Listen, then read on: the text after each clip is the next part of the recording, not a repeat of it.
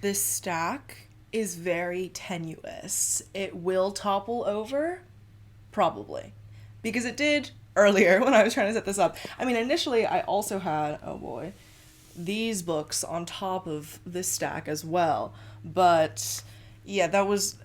I just had to put the stack next to it. Also, this is all sitting on top of this chair that usually the chair is like, by the desk, obviously.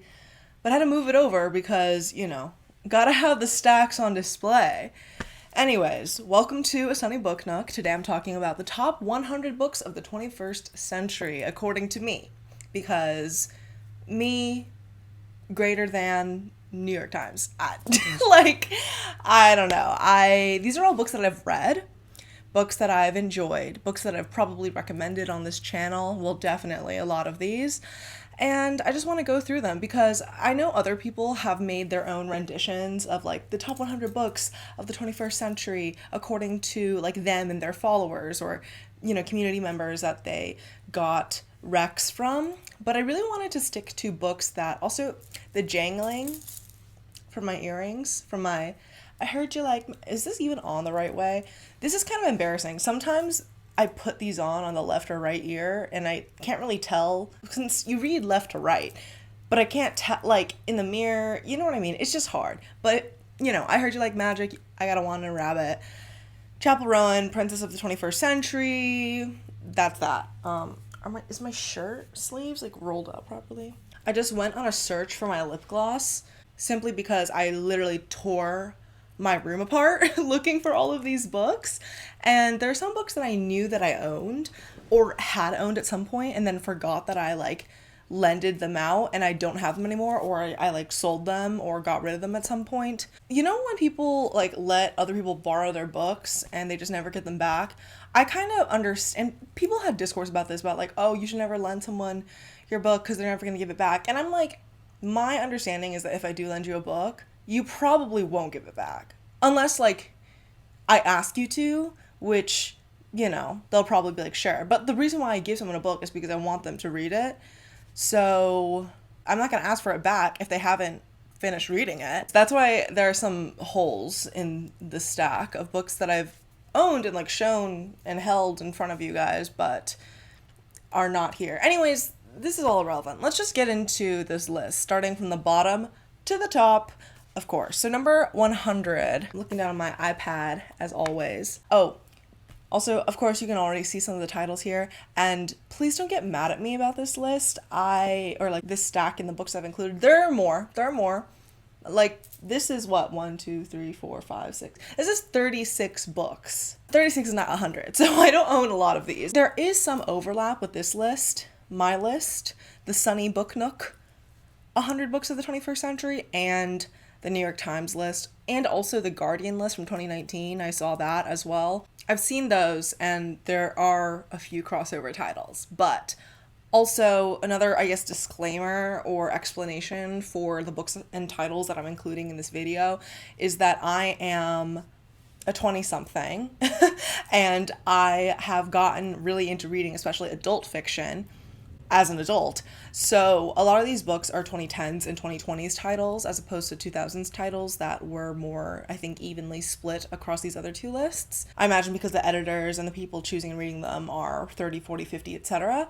So that's another thing to keep in mind. And of course, this is just my opinion. And this is just from the books that I have read. And I'm considering the cultural impact of these books as well as like sort of the literary impact in terms of whether they have caused almost like a ripple effect of the types of books that are written and published, at least in my view, the types of books that are trendsetters almost. I think you'll understand what I'm talking about once I get into the book. So, another disclaimer. My 100 list, the ranking, is gonna be kind of arbitrary, but not really. Like, in compiling this list, I was less concerned with the ranking of them as much as I was concerned with trying to gather them all together and trying to assess whether they made the cut, I guess. So, number 100 on the list is On Earth We're Briefly Gorgeous by Ocean Vuong. This book is iconic in sort of the contemporary literary scene. Like, I feel like everyone who makes booktube videos, posts on Bookstagram, posts on Book Talk, has read this book and has raved about it. And I mean, I think that that's fair enough, but the reason why it's 100 on my list is because I read this really interesting article from this magazine called Astra, I believe, and it was about, I'll link it below, it's about diasporic writing that populates contemporary American literature and the way that self-orientalization and sort of written in English versus translated novels dynamic. Yeah, and yeah, there are some translated novels on this list. I think a common complaint or something that I've heard a little bit about is how there's sort of a lack of diversity across race and nationality, and like there's not much, I don't think, on the 100 list like translated literature, like a few translated titles maybe, but not really including books that had the cultural impact that should have made that list, I guess. But anyways, yeah, so that's my 100. Oh, also I'm going to try to talk about these books as quickly as I can because I don't want this video to be like 2 hours long. I don't know. I can't tell whether people will actually watch those videos or not. And I do ramble on about books. That's like my favorite thing to do, obviously, and like my opinions on them. I love to talk about my opinions, so we'll see if that actually happens in terms of trying to keep talking about each book to like a minute-ish. Okay, 99, we got The Immortal Life of Henrietta Lacks by Rebecca Skloot. I remember I read this like in high school or something, and it is a nonfiction book that is about this like white woman journalist who goes to sort of the rural South and speaks to descendants of Henrietta Lacks, whose cells are the basis on which all scientific experimentation on human cells basically works on. It covers the story of Henrietta Lacks and how her cells are the ones that are used in every lab everywhere, but how obviously as a Black poor woman from the 20th century in the South, like those cells that were scraped from her and her family were never ever actually really compensated for it. So this book sort of talks about that whole story. It's really important as a piece of journalism and relaying the medical and scientific, social, racial implications of things that are considered objective, sort of really looking into the historical origin point of what so much of modern medicine is based off of, which is one woman and her cells and her life, immortal, of course, living on through her cells that are constantly reproducing and being reproduced in labs, and how that family still has not been compensated fairly to this day. Sorry, my camera just cut me off. Adjustment. 98, Silence of the Girls, Greek mythology from the perspective of women. And I think this book potentially really set off, sort of in the past few years, a lot of retellings of Greek mythology and like the Iliad and Homer's epic, like through perspectives that we haven't really seen before or have not truly been considered by people retelling the classics. And this book, I think, set off that trend. And this book was also on the Guardian's list. It sort of does this sort of historical fiction thing of taking a classic tale, something that's been studied for hundreds and hundreds and hundreds of years, and telling it from the perspective of people on the margin, so women and girls. A lot of books in its aftermath are somewhat rip-offs of it. I think that's another standard that I'm holding for the books on this list. How many books that are being published in the past 5 and in the future 5 years are going to be rip-offs of these books? And I guess like The Song of Achilles by Madeline Miller and Circe are also similar, but in terms of this type of idea and premise of a book. But I think this book is like well written and within the literary realm in a way that Madeline Miller's are less complex, I guess. But that's my 98. My 97 is Tender is the Flesh by Augustina Bazterrica. Also, forgive me if I have really shitty pronunciations of people's names. Like, I have that classic American issue, I fear. So yeah, anyways, Tender is the Flesh is a book that I've seen so many people read and review and be rightfully disturbed by, because it's about cannibalism on a systemic level when animal flesh is no longer edible because it's diseased. So instead now there are humans bred in captivity, and the story follows a relationship that emerges from that. And I think people were really taken aback by this, and also were really heavily recommending it to horror and literary enjoyers. And I think that this book had a cultural impact that I think is pretty significant for translated Latin American lit of the non like magical realism genre, because people, there's that thing of Latin American writers and like magical realism and Marquez, the sort of lineage of that and how everyone is supposed to be writing within those lines. This book kind of plays in that, but against it in some ways as well, and people really like it. So, and I thought it was pretty good. There are also people who really don't like it, which again, cultural impact things. Top 100 books of the 21st century in terms of how it has existed within the lens of the 21st century, what people are thinking about in terms of... Okay, I'm gonna be honest, my audio cut out like 15 minutes into me filming the first part of this video, which you already saw. So my camera audio is coming in at this moment. This is just me from the future, you know, telling you that the next clip, the next 30 minutes of this video are gonna be shit from a butt, at least audio-wise, but I'm also not refilming. I refuse to refilm my discussion of like 30 books. So we're just gonna keep going, okay? You can see me panic when I realized that my audio stopped recording. In this clip, I'm gonna kill myself. My audio stopped recording. Consumption and climate change and human relationships of domination and exploitation. So, 97. 96 on the list is The Late Americans by Brandon Taylor. This is the third Brandon Taylor book, I believe. And this book is, I think, a good combination of what made Filthy Animals and Real Life being his debut, Filthy Animals being a short story collection. If I'm getting any of these details wrong, I'm so sorry.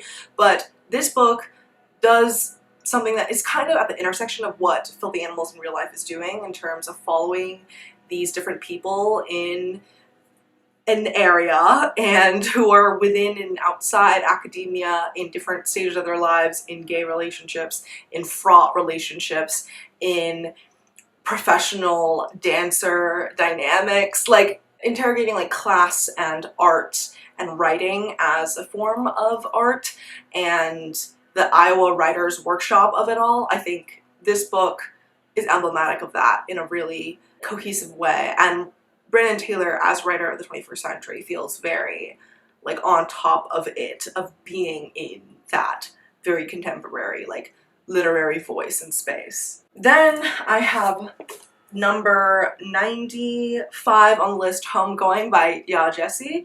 This book I read quite a few years ago, and it spans the legacy and tells the tale of two half-sisters in Africa in the 19th century, one of whom is sold into slavery, and then we see children and children and children's children go through a sort of American landscape across the 19th and 20th centuries into the 21st, and then the other half-sister's story being in Africa. This was a really impactful book when it came out, in the way that it sort of compresses so much history into the story of one family, these two sisters.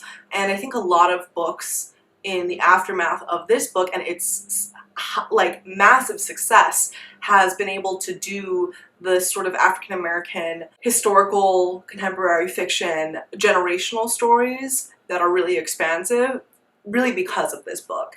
And it's a solid read. What can I say?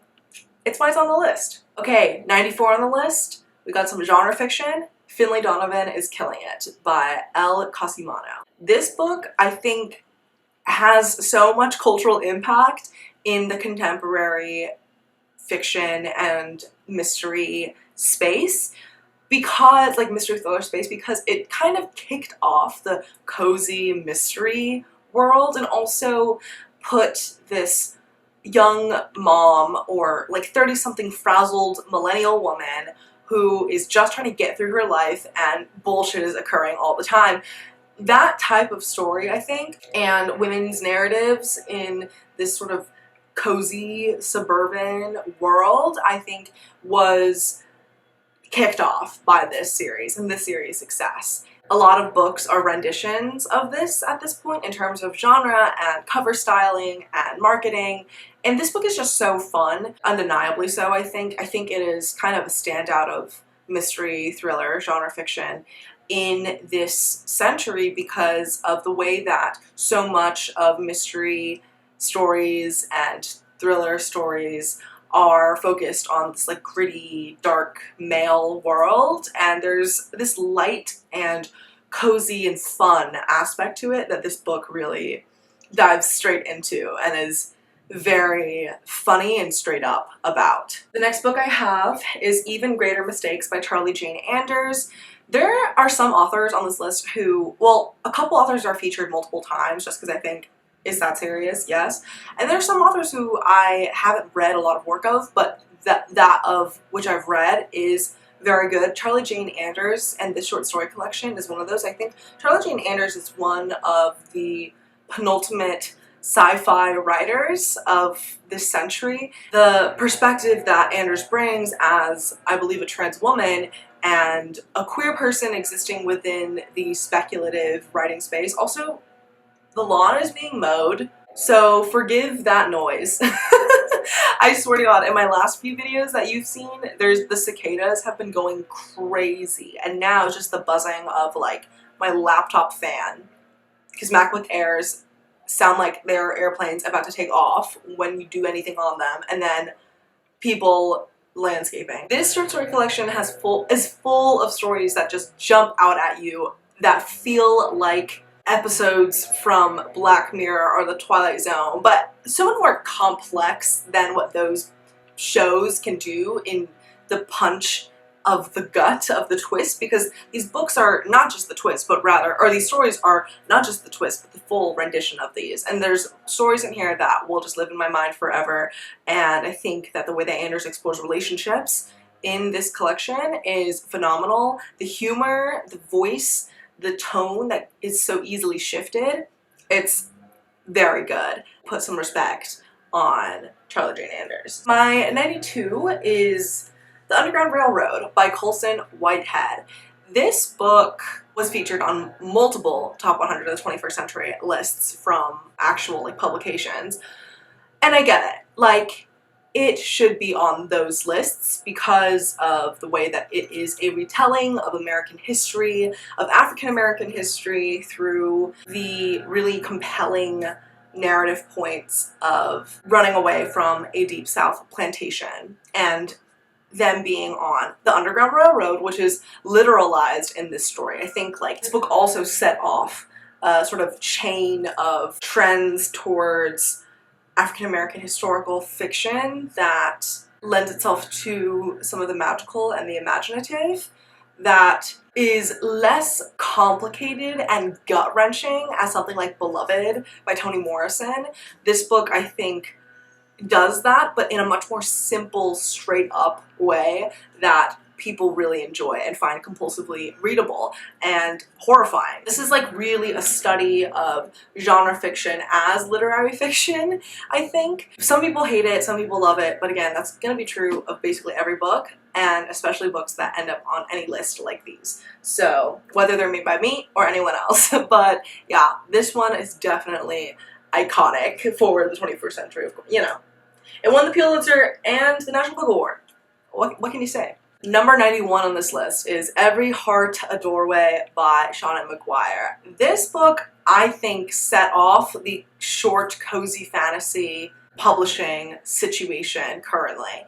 This book tells children's stories in a way that I think, or not this book, this series tells children's stories in a way that I think is really not done well for a lot of books that aren't written specifically for a child audience. I mean, I think this book, I don't know what its actual rating is, like is it PG-13? I'm not sure. Is it like for young adults or for adults? I'm not sure. But I also don't think that it really matters, that categorization, because of the way that it tells these kids' stories in a portal fantasy narrative that feels very welcoming yet dark and sinister yet beautiful. Sean McGuire is sort of a master of this genre, a master of telling children's stories for adults and almost like adult stories for children. It is really, really interesting. And this series has set, like, everyone on book 2 was reading it, what, 5 years ago? People still read the series and follow along with it now, including myself, because I think that the world that's being constructed here and the idea of escapism and a world that is made for you, or that you fit perfectly into and can enter when you're not in a good space in your life, like, that is what reading is for so many people. Oh my gosh, another disclaimer about this list is that, like you've seen already, it's gonna be a total mix of genres. Really, most of it is adult fiction. It's a mix. It's gonna be a mix. There's gonna be some lit fic, some non-fic, some spec fic. Anyways, number 90, The Will to Change by Bell Hooks. This book is a Black feminist take on manhood, masculinity, the issues surrounding it, the way that our world enables and reinforces patriarchy, but in a way that is like very nice to men, honestly. Like, it's a book that's pretty sympathetic to men suffering, in particular Black men, and the way that racial and gendered oppression is made manifest in the imperialist patriarchal America. It's just a book that I think allows you to see some of the flaws in Bell Hooks' thinking, as well as the immense strength of her lineage of Black feminist understandings and critiques. So this book had to be on the list. Next book, another sci-fi short story collection, The Paper Menagerie by Ken Liu. Ken Liu is a really important Chinese American, I think he's Chinese American, speculative fiction writer, I mean, and translator. Like, he translated the Cixin Liu, like, Three-Body Problem series. Ken Liu's writing is really pretty brilliant, and I think this short story collection from the 2010s, I think, this short story collection really effectively highlights the imaginative understandings of the world that this guy has, and it's another book that I've selected because I think that the author's impact on the literary scene of the 21st century needs to be highlighted, and this book encompasses a lot of his strengths. And I read it a long time ago, but so many of the stories were just like so good. And they only got better. Like, his other short story collections that have come out since are all also really good. Number 88 on the list, we have Made for Love by Alyssa Nutting. This book is absolutely batshit crazy, and I think it is such an emblematic take on the 21st century in the way that it's about a tech titan and the woman who he was married to, who runs away from his tech complex that he basically trapped her on for like 10 years. And then she runs away to her dad's trailer park, where he is now in like a relationship with a sex doll that he's named Diane. There's a show adaptation, but I didn't finish it. I'm not very good at finishing shows or really even starting shows. But anyways, this book is crazy, and I think it does that very like 21st century, like Elon Musk weirdo understanding of how these men are totally insane and the ramifications of that. And then also we get the perspective of a guy who becomes like sexually attracted to dolphins. It's just crazy, and I think it shows technology in a hilarious and super dark way that is just like, that's a sick and twisted mind that can only have come from the insanity of the 21st century and the way that everything from like social media operates to create spectacles of things, to the way that surveillance is so integrated into our lives. And yeah, it's very good. It's fucking hilarious. And it'll make you want to like bleach your eyeballs from the things that you have seen be described in this. Literally I just opened this book to a random page. The empty stocking of the mouth hole looked like a prototype of a synthetic digestive organ. Its color was a near pink gray. It glistened in the morning sun streaming through the kitchen window. This is about the sex doll that her dad is insisting that she treat like a person. It's crazy, but that's why the wildness of it all, 21st century book.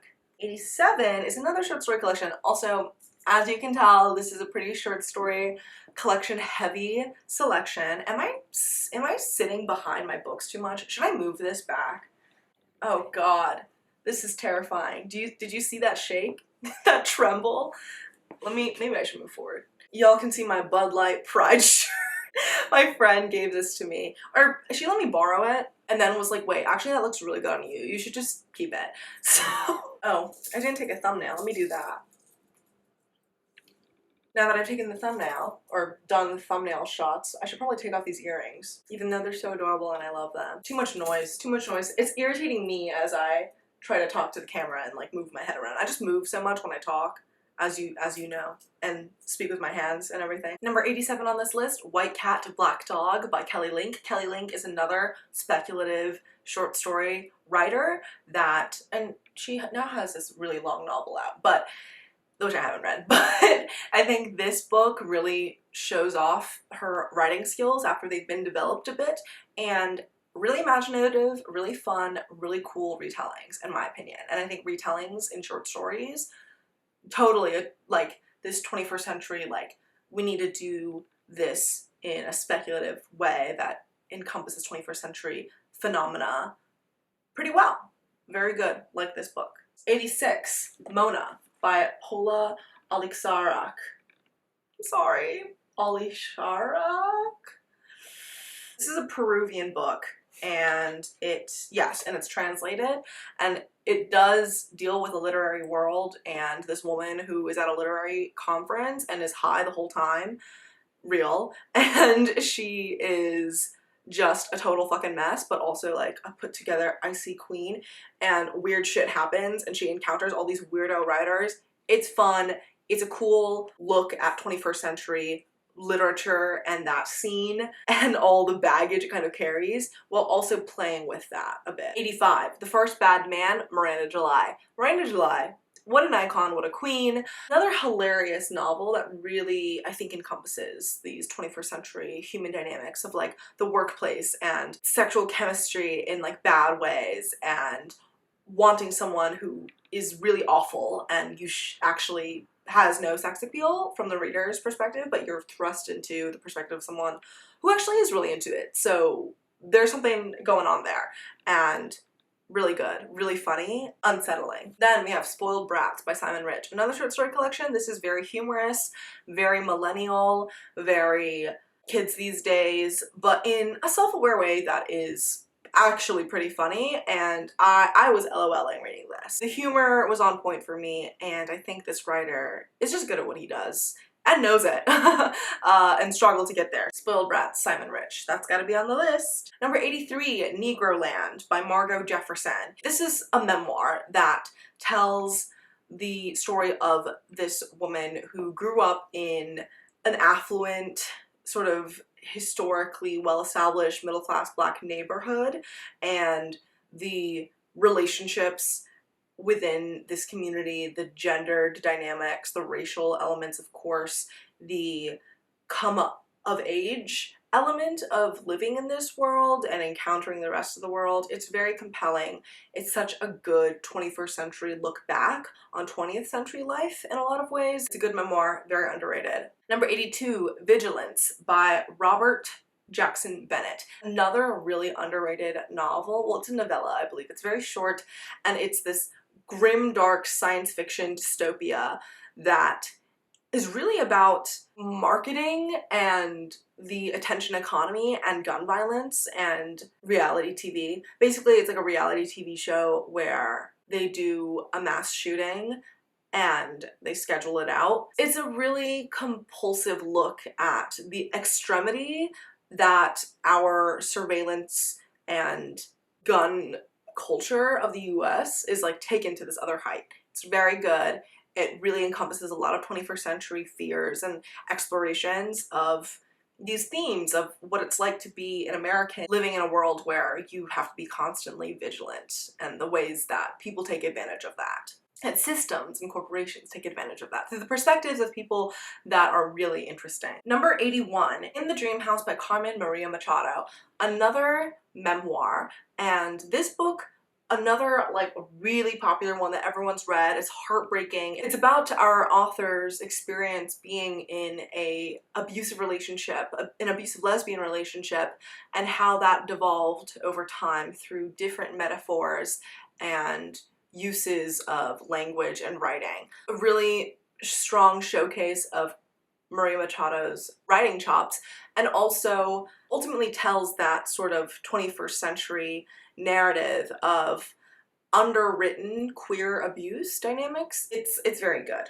Number 80 on the list, Just by Looking at Him by Ryan O'Connell. This book is about this gay guy in a relationship that he's unsatisfied with, him cheating on his partner, and also dealing with disability and his own disability, how that it bumps up against his sex life, bumps up against his life as a TV writer, I believe, and it's very funny. It's quite touching and sad at some points, but again, like the underlying like humor and just mental breakdown of it all, and this sort of 21st century like brunch millennial gay culture, hilariously rendered and beautifully written. So good. That's 80 on the list. 79 on the list is Itza by Rios de la Cruz. This book is a very short magical realism trauma narrative that plays with witchcraft and spirituality and borders and family histories with abuse, sexual reclamation, violence against women and girls in this way that is very poetic, lyrical, and full of a really, really thoroughly articulated magic that is integrated into real life, that it's not magical realism as much as it is just the magic of survival. Very good. I need to just stop saying very good at the end of me describing a book, because obviously it's on the top 100 list that I made, so of course I think that. 78. Vampires in the Lemon Grove by Karen Russell. Another short story collection, another weird short story collection. So weird. Karen Russell's mind is crazy. Like, she can write a damn story, I fear. And it's a lot of like sitting within this like white trash southern kind of perspective, but also is so broad in scope and imaginative. It's really good. It's my number 78 on the list. Number 77 is Severance by Ling Ma. This book, the cultural impact, what can you say? Everyone's read this, I fear. Zombie apocalypse, millennial capitalism, the way that work and life and the repetition of all those things. I'm gonna kill myself. My audio stopped recording. Moving right along, because we can't dwell in the past of our failures and mistakes. Number 76 is Nothing to See Here by Kevin Wilson. It, I think, feels very contemporary, very 21st century in the way that it puts a lot of things at a distance from you while really focusing on one particular situation. It is a story of a babysitter who ends up having to take care of this like Republican senator's children, both of whom burst into flames every now and then. She gets this gig because her like classmate or whatever, or someone that she used to know, is married to this guy. So it's about her job dealing with this and dealing with these children who are really like struggling, obviously, and have this magical element to it that feels very mundane, and it's just accepted as almost like a fact of life that one must deal with. And I think like that is a very 21st century deal or bent or vibe to it. So that's my number 76. My number 75 is Capitalist Realism, Is There No Alternative by Mark Fisher. This book is a pretty short sort of Marxist almost pamphlet. It's like around 100, 120 pages or so. And it talks about speculative media and dystopian media, how it exists in tandem with capitalism and as a reproduction of it, even in criticizing it. He talks a lot about the relationship between media production and learning and like pedagogy and the political economy and obviously capitalism. Basically the way that it feels so entrenched in our reality within like a 21st century media landscape. I think it's very compelling. It's very dark, as you can imagine, and it's a really coherent piece of just like nonfiction Marxist media analysis and philosophy. It is pretty good, and that's why it's 75 on my list. It also, I think, has a level of a cultural impact that not many other Marxist texts produced contemporarily that are about like capitalism specifically has. I haven't seen any other book kind of achieve this level of notoriety and success, I guess, at least from my vantage point. So, Capitalist Realism, number 75. Number 74 is Skinfolk by Nalo Hopkinson. This is a dystopian novel, and I think that Nalo Hopkinson as a writer, as one of the African American women coming up in the late 20th century, like emerging sci-fi fantasy writer scene of like women and minorities who were really bringing Afrofuturist and feminist and reproductive justice angles to the world of science fiction and exploring that with a lot of critical engagement. And this is a book that I think is kind of a blueprint in that regard. It's underrated, but it tells a dystopian story in a way that I think isn't so corny. So 74, Skinfolk. 73, The Twilight Zone by Nona Fernandez. This is a book translated from Spanish, I believe. This book is about Chile underneath the Pinochet dictatorship and regime and sort of the violence of that world through the eyes of kind of like a child looking back on it in terms of her relationship with her family. And what was really striking about certain images and figures during this time, I think it is a really like dark and slow moving homage to the countless deaths and disappearances that were enacted by the Pinochet regime. And it really also does feel in the present moment, even though it's talking about like the 80s, in the way that it looks back upon and reflects upon these sort of historical moments that people have survived through.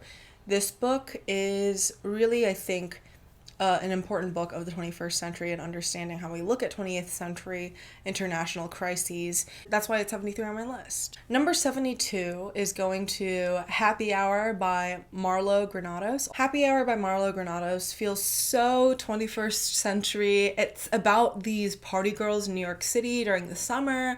They are skating by with like zero income and partying every night. It's just two hot girls in a hot summer in New York, and it's so present and vibrant and alive with this sort of juicy Gossip Girl type energy that I find really compelling and feels really grounded in our contemporary reality of the sort of like it girl lifestyle and the shit that you get up to and the men that you interact with, and then getting questioned about your racial ambiguity and the bar scene and the club scene. It's selling your old clothes at thrift markets for some cash. It is really a fun time. A really specific look at the type of important or really relevant cultural identities and young womanhood in the city type narratives that feels really like rooted in the present. So that's why it is my number 72 on my list. Okay, number 71 is Liar Mouth by John Waters. This book was one of my favorites, I think, or maybe honorable mention favorites that I mentioned in my Bindery exclusive video. But Liar Mouth was just such an insane read, and John Waters, the cultural impact that he has had in 21st century contemporary culture, media culture, queer culture. It's just like, you can't avoid it. And I think this book really has that insanity and the vibrant, sort of jolly but dark, like, grossness that really feels so 21st century.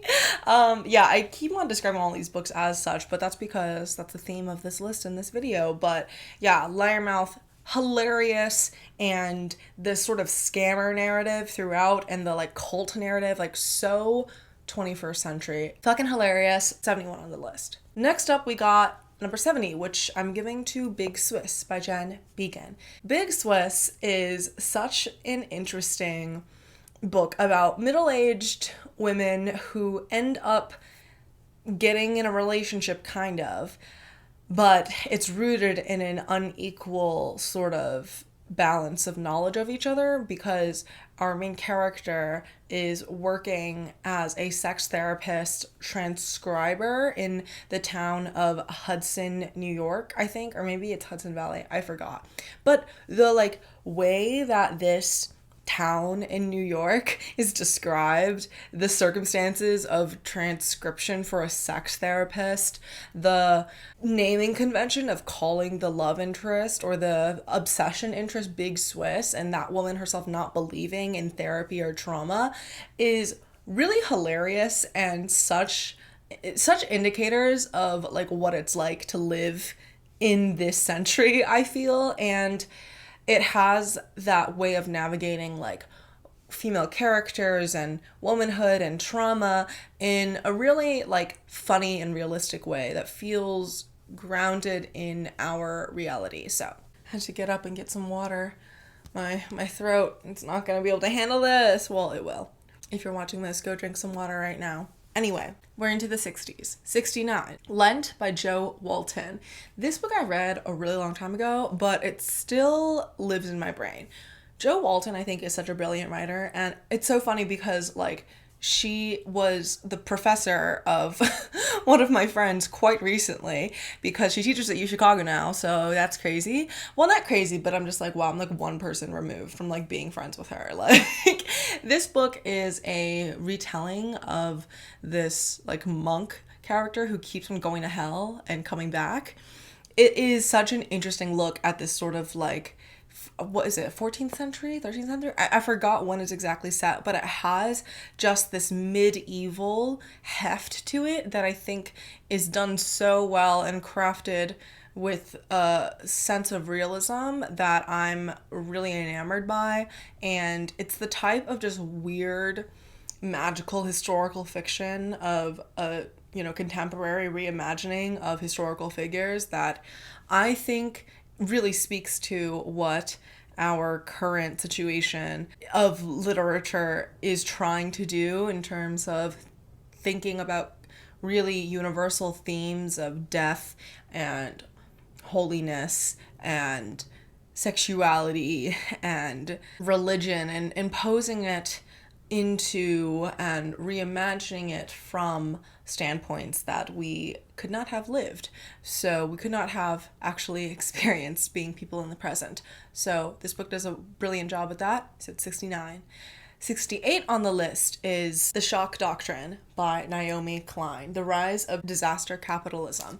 This book I did a live stream with Roisin on her channel, I believe, and I'll link it in the cards if you would like to give that live stream a watch. This book is such a coherent look at a lot of the 90s and early 21st century crises around the world and in the US, and the way that private interests and capitalism has capitalized upon disasters like Hurricane Katrina and the fall of the Soviet Union into making everything a fucking mess and making things really bad for everyone.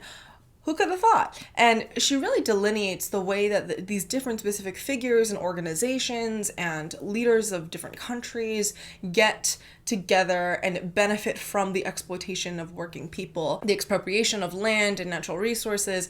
It is really, really compelling and cohesive and coherent Klein is a wonderful journalist and writer, I think. Even though I think some of her political stances aren't necessarily the ones that I would really agree with, but regardless, she's still like a 21st century journalist that has done so much in the way of covering everything from labor organizing to histories and presence of dictatorships and dictatorships of the bourgeoisie in such a way that is so important and relevant. This is such a 21st century book that I think many people should read. So that's why it is number 68 on my list. Then we got number 67, Detransition Baby by Tori Peters.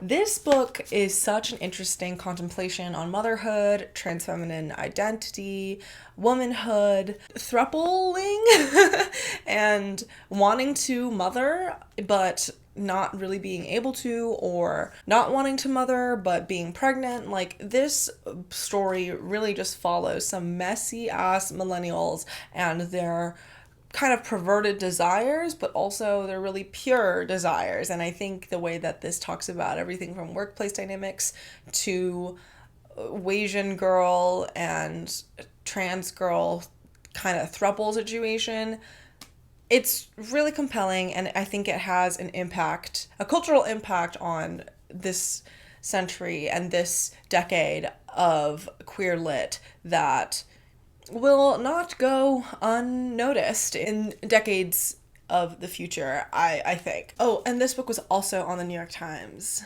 100 books for the 21st century list. So then we have another book that was on the 21st century 100 books of the year New York Times list, Citizen by Claudia Rankine. This book plays with imagery and text forms and space and multimedia elements that I think is really innovative, and many people are really trying to do this of like cultural criticism and personal narrative. This is the blueprint for that while using imagery and multimedia sources. It does what it sets out to do so wonderfully. It is an American lyric, exactly, and it talks about race and what you see and don't see, and Serena Williams and this insane photo that has a street named Jim Crow. Like, just a lot of really interesting writing and a thought-provoking relationship to media production, media criticism. So, really important book. Very much a delineation of the 21st century and our understanding of race, media, blackness, anti-blackness. Rankine does it so well and coherently. Okay, then we have number 65, Freedom is a Constant Struggle, Ferguson, Palestine, and the Foundations of a Movement by Angela Y. Davis. This is a collection of speeches and essays and interviews, mostly speeches and interviews, I think, with Angela Davis, and her thoughts on the 2016-2015 uprising in relation to other movements around the world. I think it is such a cohesive like collection of really simplified thoughts and words and feelings and facts that Davis manages to communicate really effectively, and are very much both a reflection on what she experienced throughout the late 20th century and also what that means in contemporary times and contemporary political movements of young people. And yes, it is a 21st century book for sure. It's very thin. It's a delineation of really important civil rights history, student activism history, and it's present. So then we have number 64, which is Homie by Danez Smith. This is a poetry collection that I think has basically like changed the way that poetry is produced contemporarily. I think Danez Smith is really one of the people who made contemporary poetry what it is now. Their other poetry collection, Don't Call Us Dead, is also fantastic, but this book, Homie, is just its impact in the literary and poetry world and scene, I think, like, cannot be understated. And it's like it's won like so many prizes, I mean, for good reason. So very good. It's a really coherent and cohesive collection of poetry that speaks to racial identity and community and solidarity. It is really gorgeous. So, and very gut punching. Totally American lit of the 21st century. Like, it's gonna live in that world for sure. Okay, now at 63, we have Piranesi by Susanna Clarke. This book is so strange and immersive and about memory, reality, time, alternate dimensions, survival, in a way, loneliness, in a way that I think really encompasses a lot of 21st century individual feelings and phenomena. It is a book that so many people have read and loved in the past how many years. It's a book that has left its impact, I think, on a lot of people who have really loved this. I think that the way that this does like literary fiction in a fantastical manner that shows you these reveals and really rips the rug from right underneath you in this story chapter by chapter is really well done and feels really skillful. So that is my 62 on the list, or my 63 on the list. Oh my gosh, keeping these numbers straight is gonna kill me. 62 is Small Things Like These by Claire Keegan. This was also on the New York Times list. And I would just have to agree. Like, it is a story, it's very, very short, and it's a book that tells the story of a man who is trying to support his family amidst an impoverished Irish community where there is something really dark happening to the young women and the women of this town, and he really has to contend with like what he's gonna do about it. And it's like Christmas and he is just trying to survive, and it's just this really kind of myopic look at a ordinary tragedy that feels like a real snippet and glimpse and slice of Irish kind of semi-recent history that is so compelling, and I understand why. It's a narrative that has drawn in a lot of people and has made its mark on the century, and I would just have to agree. That's number 62. Now, number 61, we got Erasure by Percival Everett. I'm actually surprised. I don't think this was on any of the lists, like, or it wasn't on the New York Times list, I'm pretty sure, but correct me if I'm wrong. I'm just kind of surprised that it's not, because this book has a combination of things that like I think a lot of like literary people and litfic enjoyers enjoy, which is a self-examination of the publishing industry from this sort of racial perspective, from an understanding of how Black authors are treated in this industry and the way that one can capitalize off of one's success, or can only be successful by marketing oneself and selling oneself's Blackness. It is such an interesting, satirical, hilarious novel from the perspective of like a stuffy guy who is really up his own ass and very pretentious, and what happens when he writes a parody novel that really embodies everything he hates about expectations of Black American literature, and then it just skyrockets into success. And he wrote it underneath a pseudonym, and it's like just the way that people treat him in his book and his backlist of titles, such an interesting look at American race and media and art and American literary worlds and circles and how they operate in regards to understanding Blackness and Black identity. It is very, very funny, but in a very darkly comic way. So this had to be on the list. It was semi-recently, I think, adapted into an A24 film. I forgot what it's called, but yeah, Erasure. That's my number 61 on the list.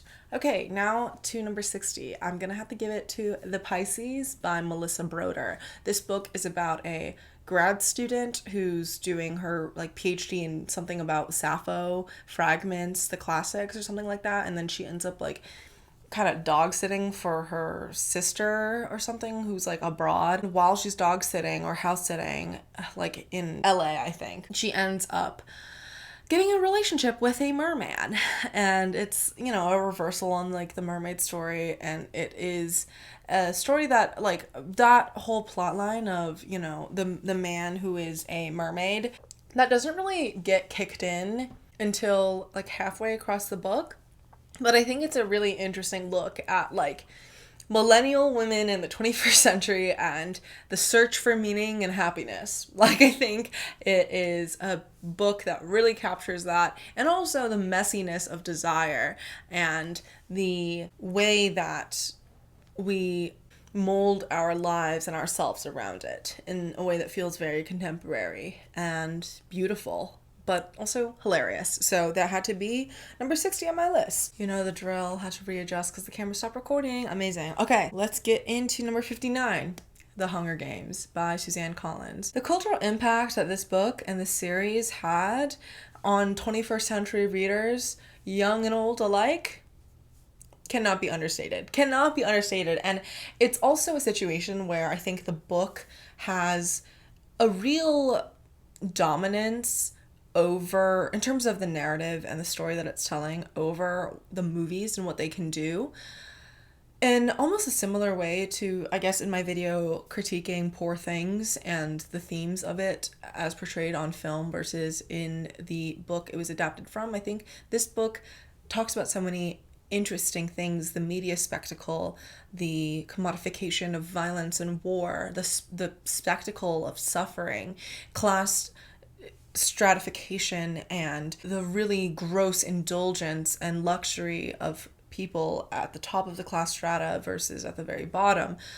It is a really notable young adult dystopian novel that every book, every young adult dystopian novel is trying to like recreate, but this book has had a level of, I think, complexity that was engaging enough for me as a reader when I was probably, I think I was in 7th grade when I read this. I don't remember.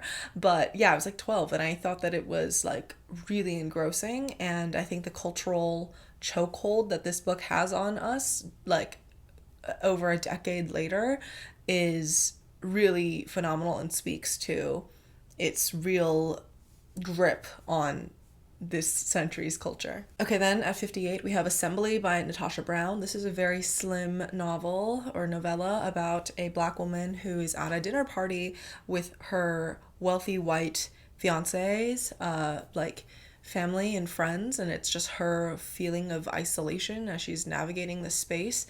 It's really poignant and I think speaks to the sort of 21st century liberal race relations circumstances that are pretty unique to American culture at this very specific time and moment, where class and race are things that are kind of déclassé to concern yourself with and, you know, regular in like high polite society, but obviously shape every aspect of it. So yeah, it's a good one, and that's why it is at number 58. Now on to number 57. Next book is Call Me By Your Name by Andre Aciman. This book is a gay novel that really is kind of for the ages. Like, its movie adaptation is obviously endlessly popular in like gay indie circles and also just at large, and the book itself has that slow summer longing and desire, sense of place, character, identity. It's a coming of age story and a love story at once, and I think that it is a kind of almost like beautiful fantasy world, yet feels so emotionally real, and that's what made the movie adaptation so compelling and is what continues to make this book relevant. So, Calling by Your Name. Number 56, The Will to Change by Bell Hooks. This book was actually published in 2004. It is an examination of patriarchy and gender from the perspective of men who are indoctrinated, or not from the perspective because it's written by Bell Hooks, who is a woman,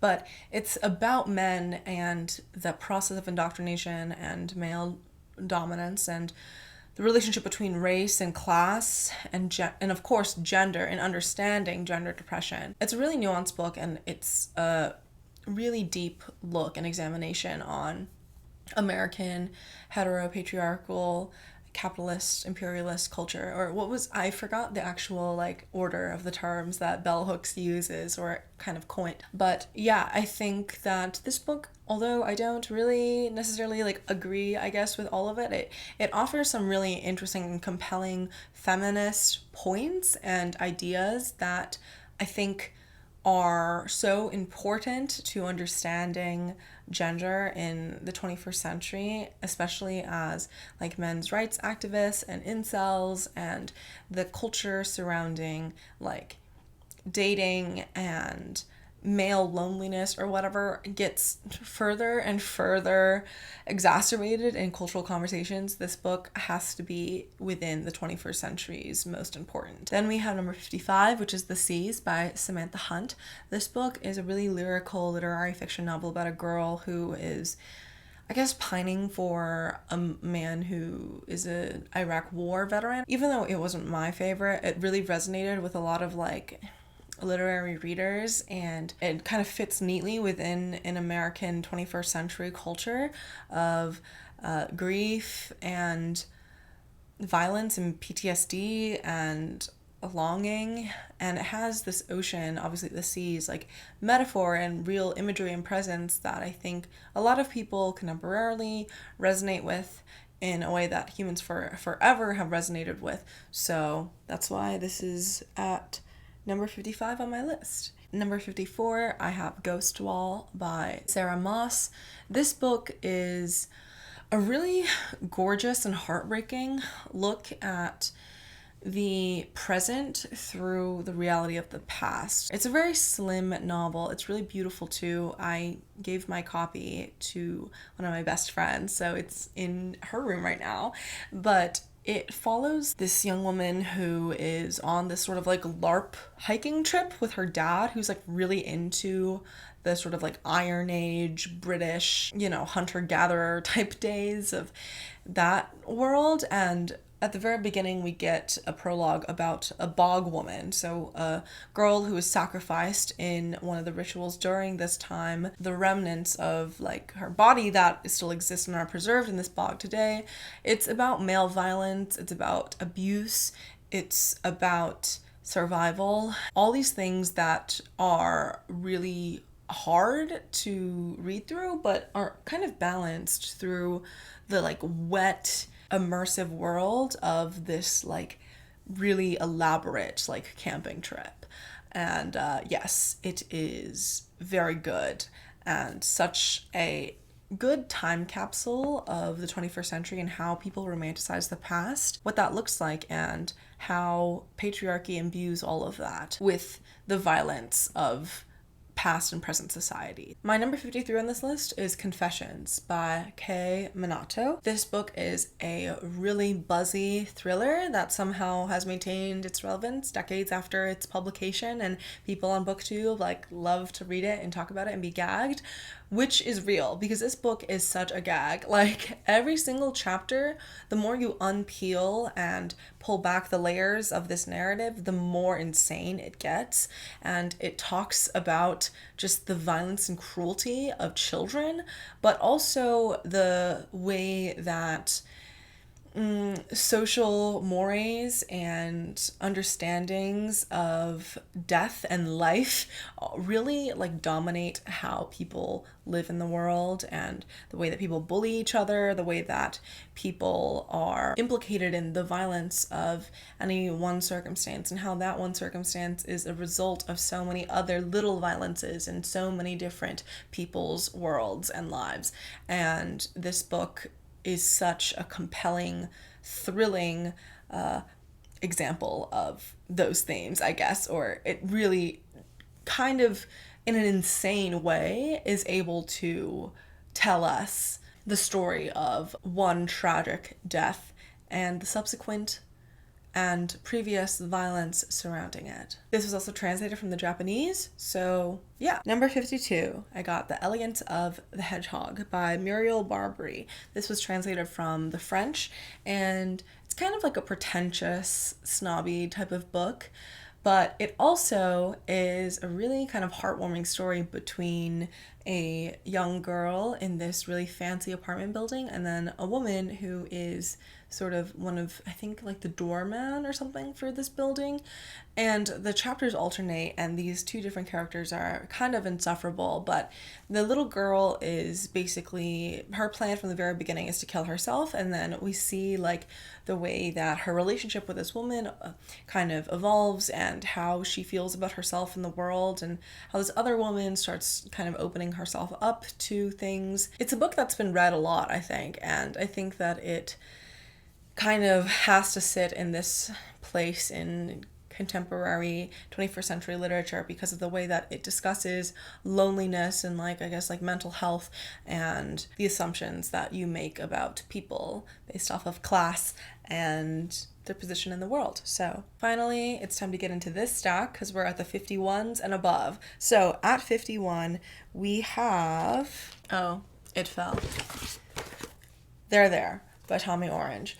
This book is a book that I read many years ago at this point, but it stays relevant in the way that it is a story that brings together a lot of different disparate characters across sort of the urban native experience, and the way that native people who don't live on reservations or who, you know, are just like from Oakland or whatever, how they all gather around for a powwow that is happening, and then sort of the violence surrounding it and what occurs. It's kind of vague in that way that contemporary literary fiction likes to do when it's a character examination or a series of character examinations like this book is, but I think it tells the stories of these different native young people and older people and people from all walks of life who all happen to be going to this powwow. It's a really condensed narrative of the legacy of Indigenous pain and resilience. So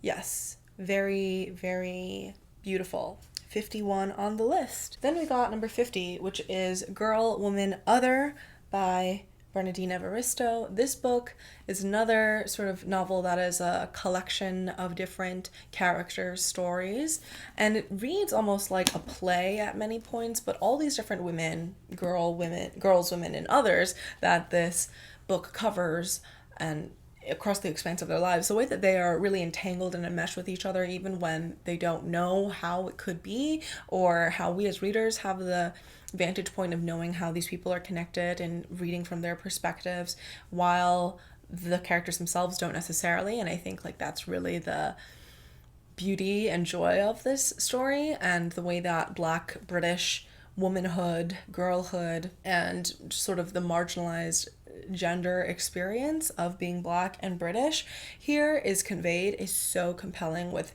stories and characters that are unforgettable and are from all across the different like class strata of the diaspora.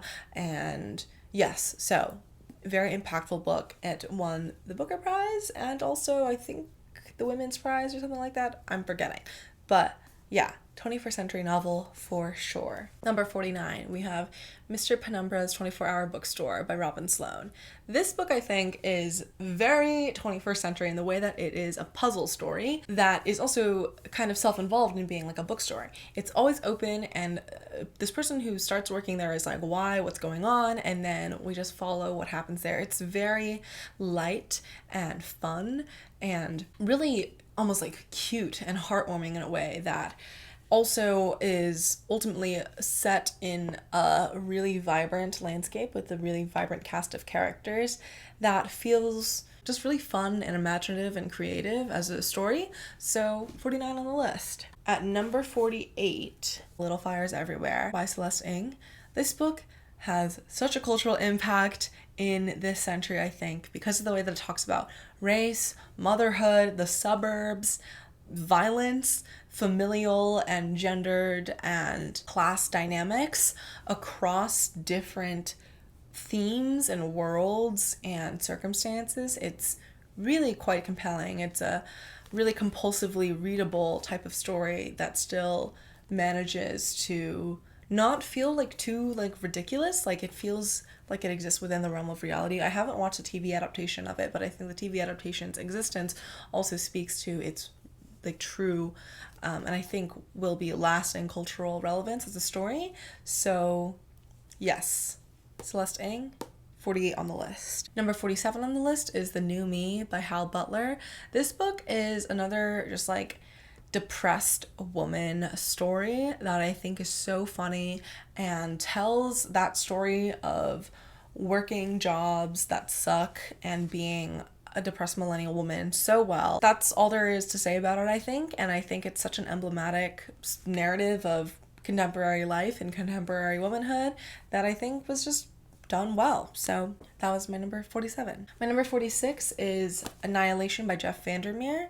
You've heard me talk about this in recent wrap-ups if you watched that, so I'm not gonna yap your ear off about this as well. I also have an essay about this that will be up on my bindery and my Substack perhaps. And yeah, it's just a book that isn't just, it's not like climate fiction, I think, but it is very weird.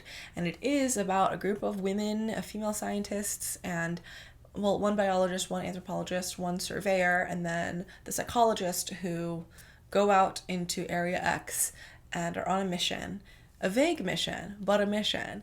And they all know that they will likely not survive this trip, and we see what happens there. And it also exists within this world of nostalgia and memory, as the biologist, our main character and the narrator of this story, who is writing this all down in journals that we're reading, tells us. And also the movie adaptation is also very, it's really like beautiful. Like, it's a very good looking film.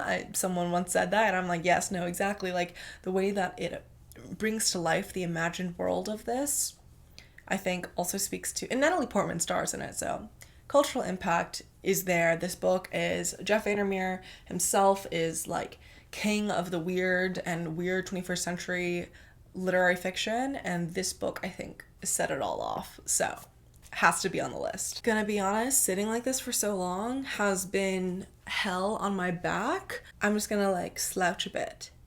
So anyways, number 45 on my list is Lamb, The Gospel According to Biff, Christ's Childhood Pal by Christopher Moore. So many people have read this book, and it's so funny and crazy and such a compelling retelling of the Jesus narrative and the Jesus story that does like a whole quest narrative and just like two boys on a mission into the world. And by and large, I just don't really like the sort of masculinist fantasy narratives that a lot of SFF written by white men ultimately is. But this book like still does that exactly, but does it well.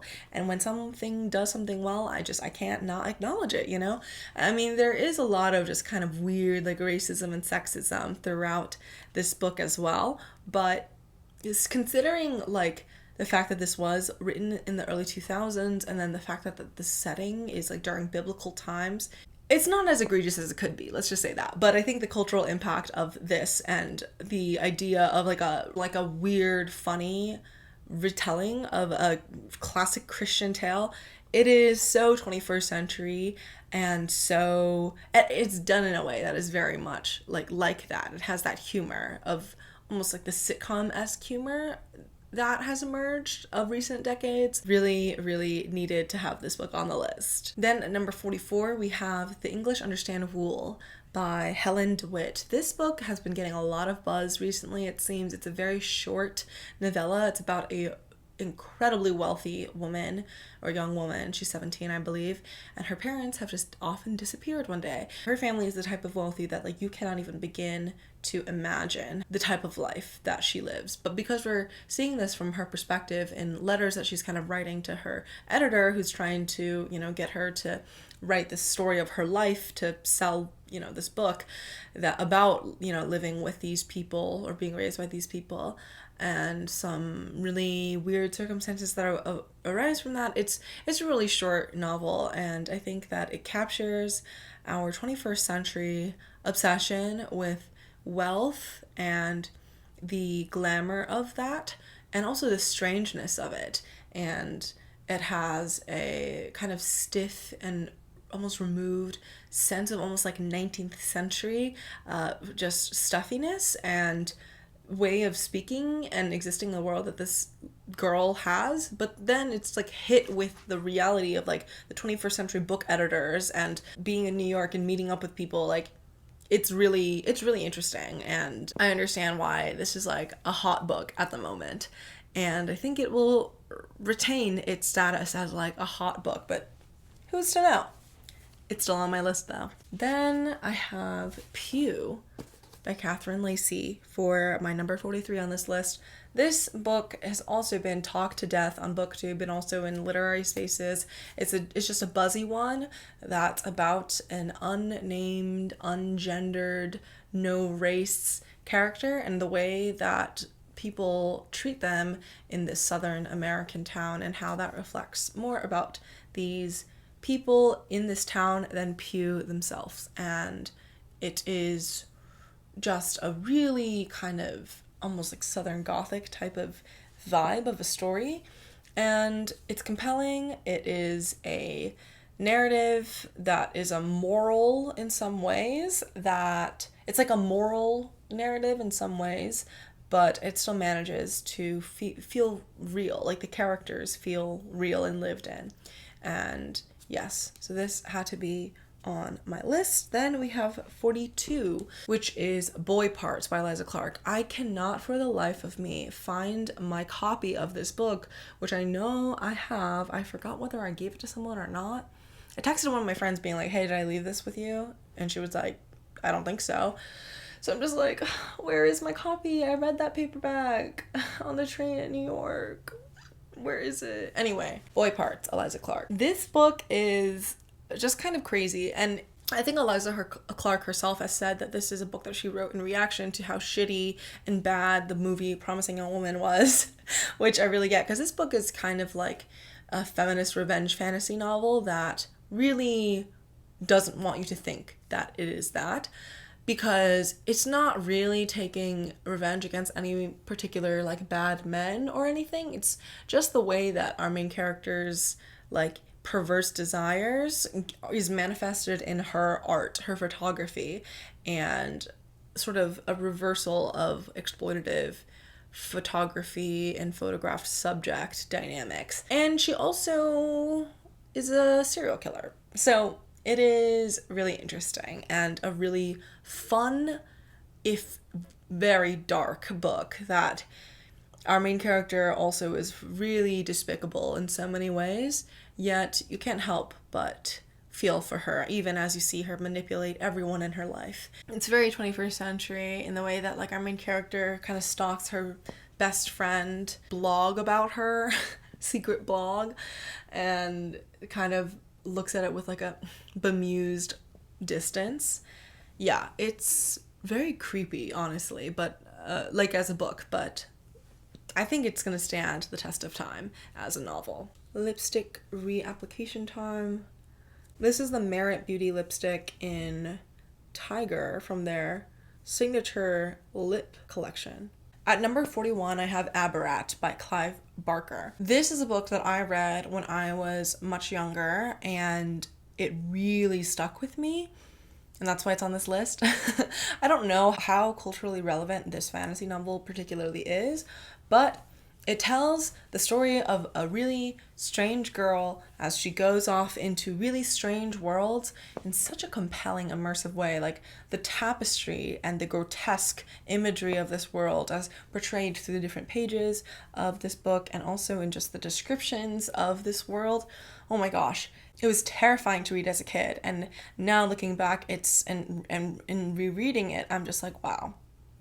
He did something amazingly grotesque and really fantastic here and imaginative, and I just really love this book, so I'm putting it on the list because I can do what I want to. It's my list. Number 40, we have Aristotle and Dante Discover the Secrets of the Universe by Benjamin Alire Sands. This book is a young adult queer novel that has won a bajillion awards, and it just has an impact that I think cannot be overlooked. It is a book that I've read and reread throughout my teenage years, and it's just such a heartbreaking yet real type of story that is able to really tug at your heartstrings without being super obvious about it, I guess. Our main characters are two boys in El Paso, Texas, I believe, and it's about how they sort of develop a friendship and then relationship as one of them moves away.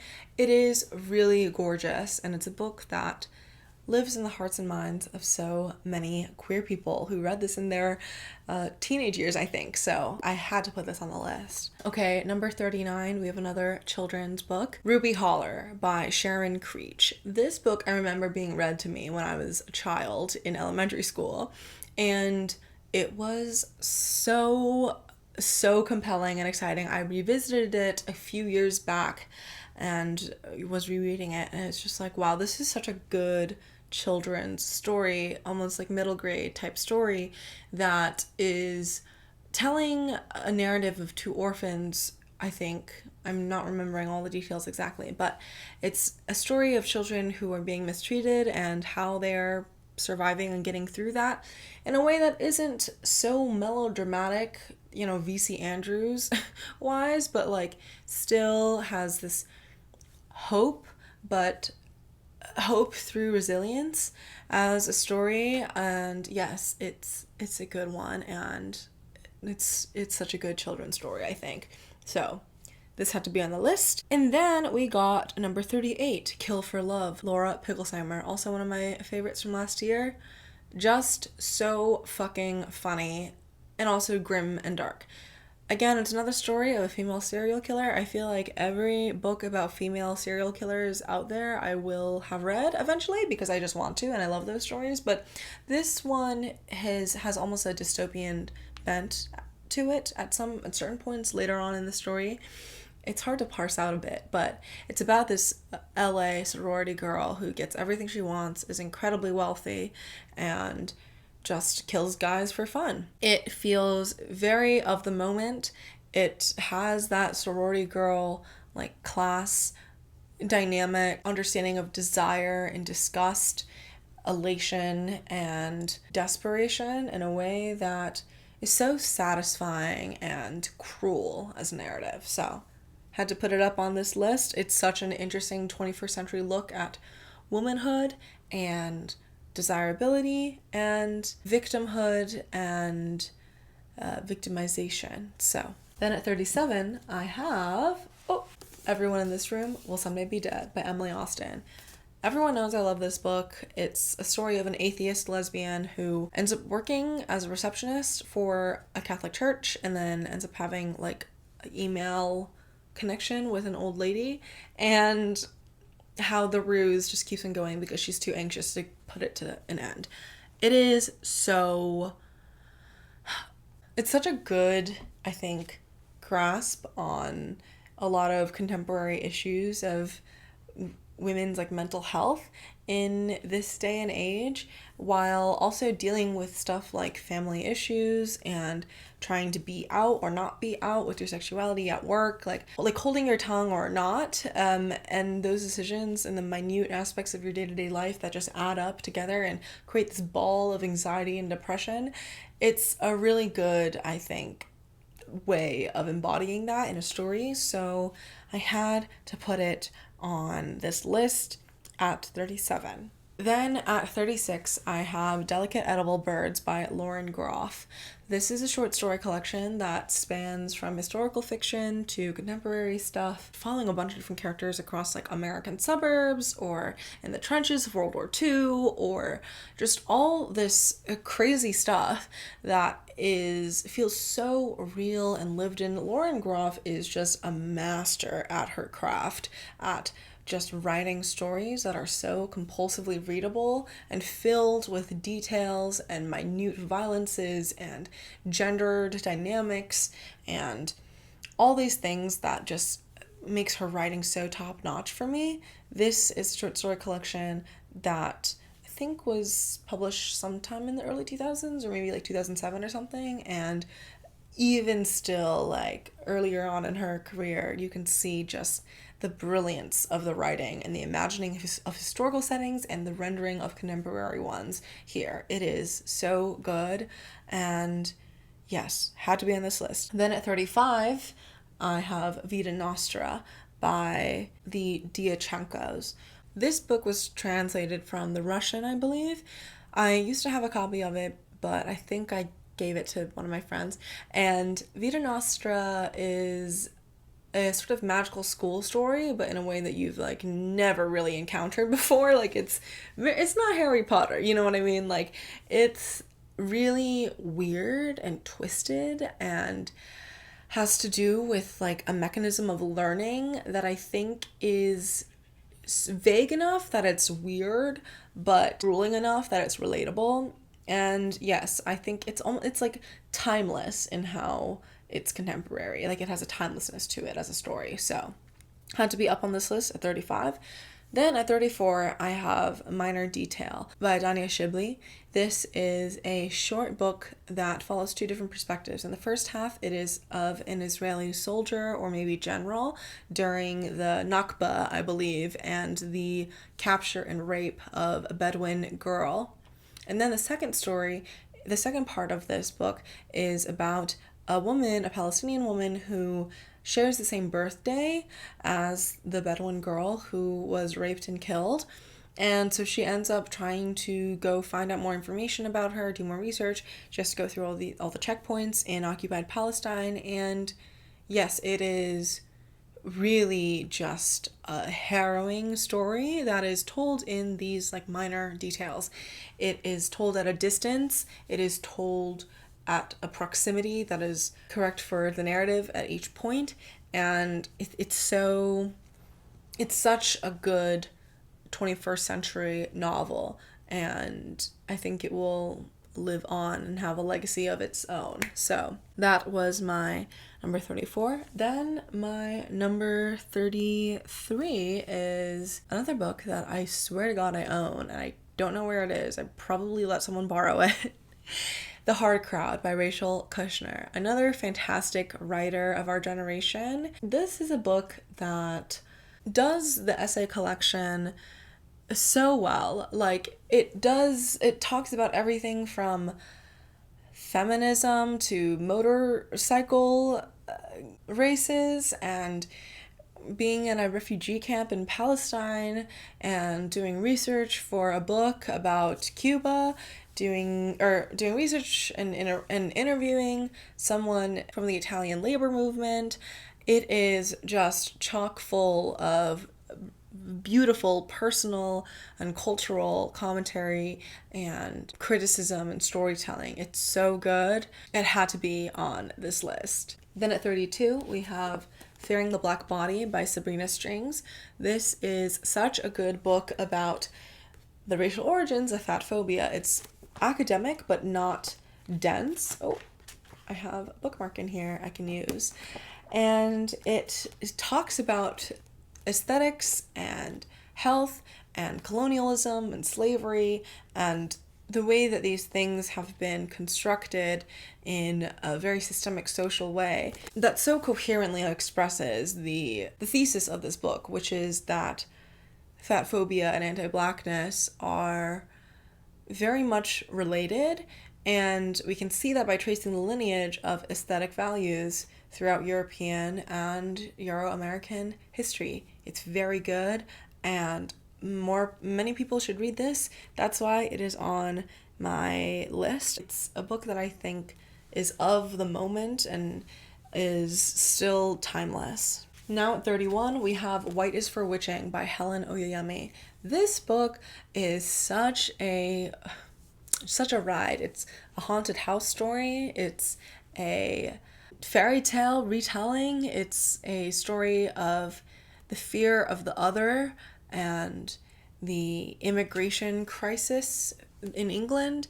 It is a story of hauntings and deaths and mysterious disappearances and maybe even incest. It is a dark, dark book that manages to talk about so many different things, from colonialism to a matrilineal lineage of tragedy and loss. I have annotated the fuck out of this book, mostly because I've read it twice for 2 different classes. It's a really dense text that is so worth studying and has so many canonical references and scenes and just rich things on like a sentence level, so this had to be on my list at 31. Number 30, we got Nevada by Imogen Binney.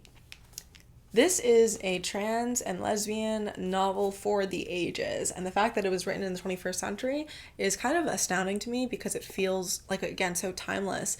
It feels like it could be set in the 90s or the 2020s, and I think that's the beauty of this book, of this narrative that is very much like a moving from New York narrative, a breakup story, and a story of someone who is probably trans but isn't really going to do anything about it. And it's so good. It's so good. It is a book for the century, 100%. This is a foundational sort of queer text, I think. And it was published in 2011? 2013. Crazy. Okay, number 29, we have Caliban and the Witch by Sylvia Federici. Another book that I've annotated to all hell because it is so good. Feminist history and examination of the persecution of witches and primitive accumulation as a Marxist concept from the evolution of capitalism from feudalism. So good. Had to be on the list. Can't believe it was published in the early 2000s because it feels like a text that has existed since 1945. And that's why I think it's one of the most important top 100 books of the century. At 28, we have Schmutz by Felicia Berliner. If you've been around here for a few years, you know this is one of my favorites a few years ago. And it still remains that. That's why it's on this list. I mean, Hasidic girl in Brooklyn gets addicted to porn. That itself is just like, wow. Like, such a 21st century thing to happen, I guess. And also just like as a phenomena and character study, and the way that Razel, our main character, goes in and out of her community and tries to find her place in her community and also contend with desire amidst tradition, religious beliefs, and blasphemy. And it's so beautiful. It's a coming of age story of a teen girl going into her adulthood, and it's so good. Number 27, Mistborn: The Final Empire by Brandon Sanderson. This book, it's kind of the GOAT of like high fantasy. This is like the standard, I guess. I mean, maybe because this is one of the first books I approached as a SFF newbie, and it just kept me by the throat the whole time. But the fact that it's remained popular as a trilogy so many years after it was published, it just, wow, amazing. Just such a good story, such a good just telling of revolution and empire, and wow, it's just so good. It's so good. It's like a heist story more than a war story, so, and it has a female main character, so I'm like, okay, I'm on board, and so good. So freaking good. I love it. Then 26, we have Trick Mirror by Gia Tolentino, another essay collection that the cultural impact of which cannot be understated. It is so good. I'm once again sitting here trying to film the final part of this fucking video. Jesus fucking Christ. This is my fourth time trying to sit down and film this. Third time when I filmed this, first of all, I looked a mess. I looked a mess. And then second of all, and more importantly, the audio was fucked up again. Like, there was a weird creaking sound every fucking second. Pissed me off so bad. So let me fucking refilm another 35 minutes of content where I said things that I obviously can't directly replicate. Also, once again, sweaty as fuck. Always gotta give these fucking disclaimers. Anyways, alright, I think the last book I just talked about and the clip that you just saw was Trick Mirror by Gia Tolentino. Gia Tolentino is just a really, I think, smart writer. Very incisive, a great look at what sort of contemporary online culture and culture among women looks like from a personal perspective as well. Her experience being on a reality TV show when she was a teenager, her experience growing up in Houston, I believe, and the music culture surrounding H-Town has really shaped who she is. I think that her essay Always Be Optimizing is a really important one of the 21st century, and I think that's why it has to be on this list. Anyways, yeah, I think that one gotta be number 26. Number 25 on the list is Saltfish Girl by Larissa Lai. This book I also physically owned because I read it for a class and I annotated the fuck out of it. I wrote about it and everything. But, like, I let someone borrow it, of course, and I haven't seen it back, so there's that. But I think this book is really profound in the way that it uses magical realism and science fiction, crosses these things, makes them one and the same, takes past and present and future, well, actually, it's more past and future worlds that intersect in a very interesting way. It goes into some ancient Chinese mythology, some futuristic robot type lore, love between women, in a romantic and sexual sense, the olfactory essence of relationships, of desire, of reality and environments and how that shapes you. It's a very beautiful portrayal of love and resistance, and I think that it has a lot of really interesting language and imagery throughout it, and it's pretty underrated, but I really think it captures the essence of the 21st century in contending with, what the fuck is this noise outside? If you can hear that, I'm so sorry. I'm always battling the fucking noises that are always happening outside my fucking anyways, but yeah, I think that this is kind of an underrated speculative fiction literary type of novel that is very smart. It has a lot of commentary about imperialism and capitalism in ways that feel nuanced and not like they're bludgeoning you over the head with it. People in comparative literature studies have written a lot about this on JSTOR if you want to look it up. But yeah, I think it's a really good book. Gotta be number 25 on the list. Number 24. These are the last few books I gotta talk about that I physically own, but we still got 24 books, of course. The Argonauts by Maggie Nelson. This book is a piece of autobiography, theory, essays, sort of contemplation about motherhood, being a writer, queerness, having a trans masculine partner, literary and queer theory, I guess. It's a lot of stuff that feels very academic yet personal and intimate. I think it really has set the tone for a lot of the ways that people write about their own lives and their thoughts and their academic sort of knowledge. I think this book is the blueprint for that for a lot of people, and it was really impactful when it came out. It still is. People still read it all the time. It's a piece of like lesbian writing in a lot of ways that people it's almost canonical in a contemporary sense. There's a lot to think about here. There's a lot of sort of beautiful language and discussion of theorists like Eve Sedgwick, discussions of heteronormativity, and of course, being a working mother and an artist. I think that this is, and a poet, I think this book is pretty beautiful and pretty moving, very much a 21st century book. Gotta be on the list. Great, now the lawnmower's going. Love that. Okay, so number 23 on my list is Tampa by Alyssa Nutting. This book is a really gross, whack, insane book. It's genuinely very unhinged, and I think that is why it's so impactful and moving. Bro. Really gross book about a pedophile teacher who lives in Tampa. She is very beautiful, like a bombshell blonde type, and she is exclusively like sexually attracted to middle school pre-adolescent boys whom she teaches, and her husband is a cop who's also an abusive piece of shit. Of course, he's a cop.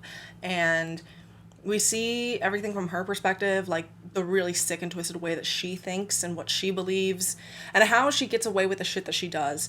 It is very, very not pleasant to read about, but I think it has a sense of itself within contemporary realities that are nonetheless compelling, and that's why it's got to be high up on this list, I fear. Number 22, we got Conversations with Friends by Sally Rooney.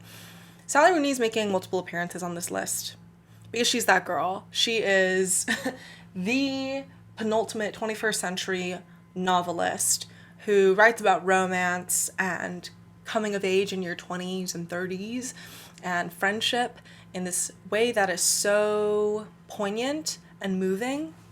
Conversations with Friends is very much, it's her debut novel, and it really expresses how good she is at this thing of writing novels.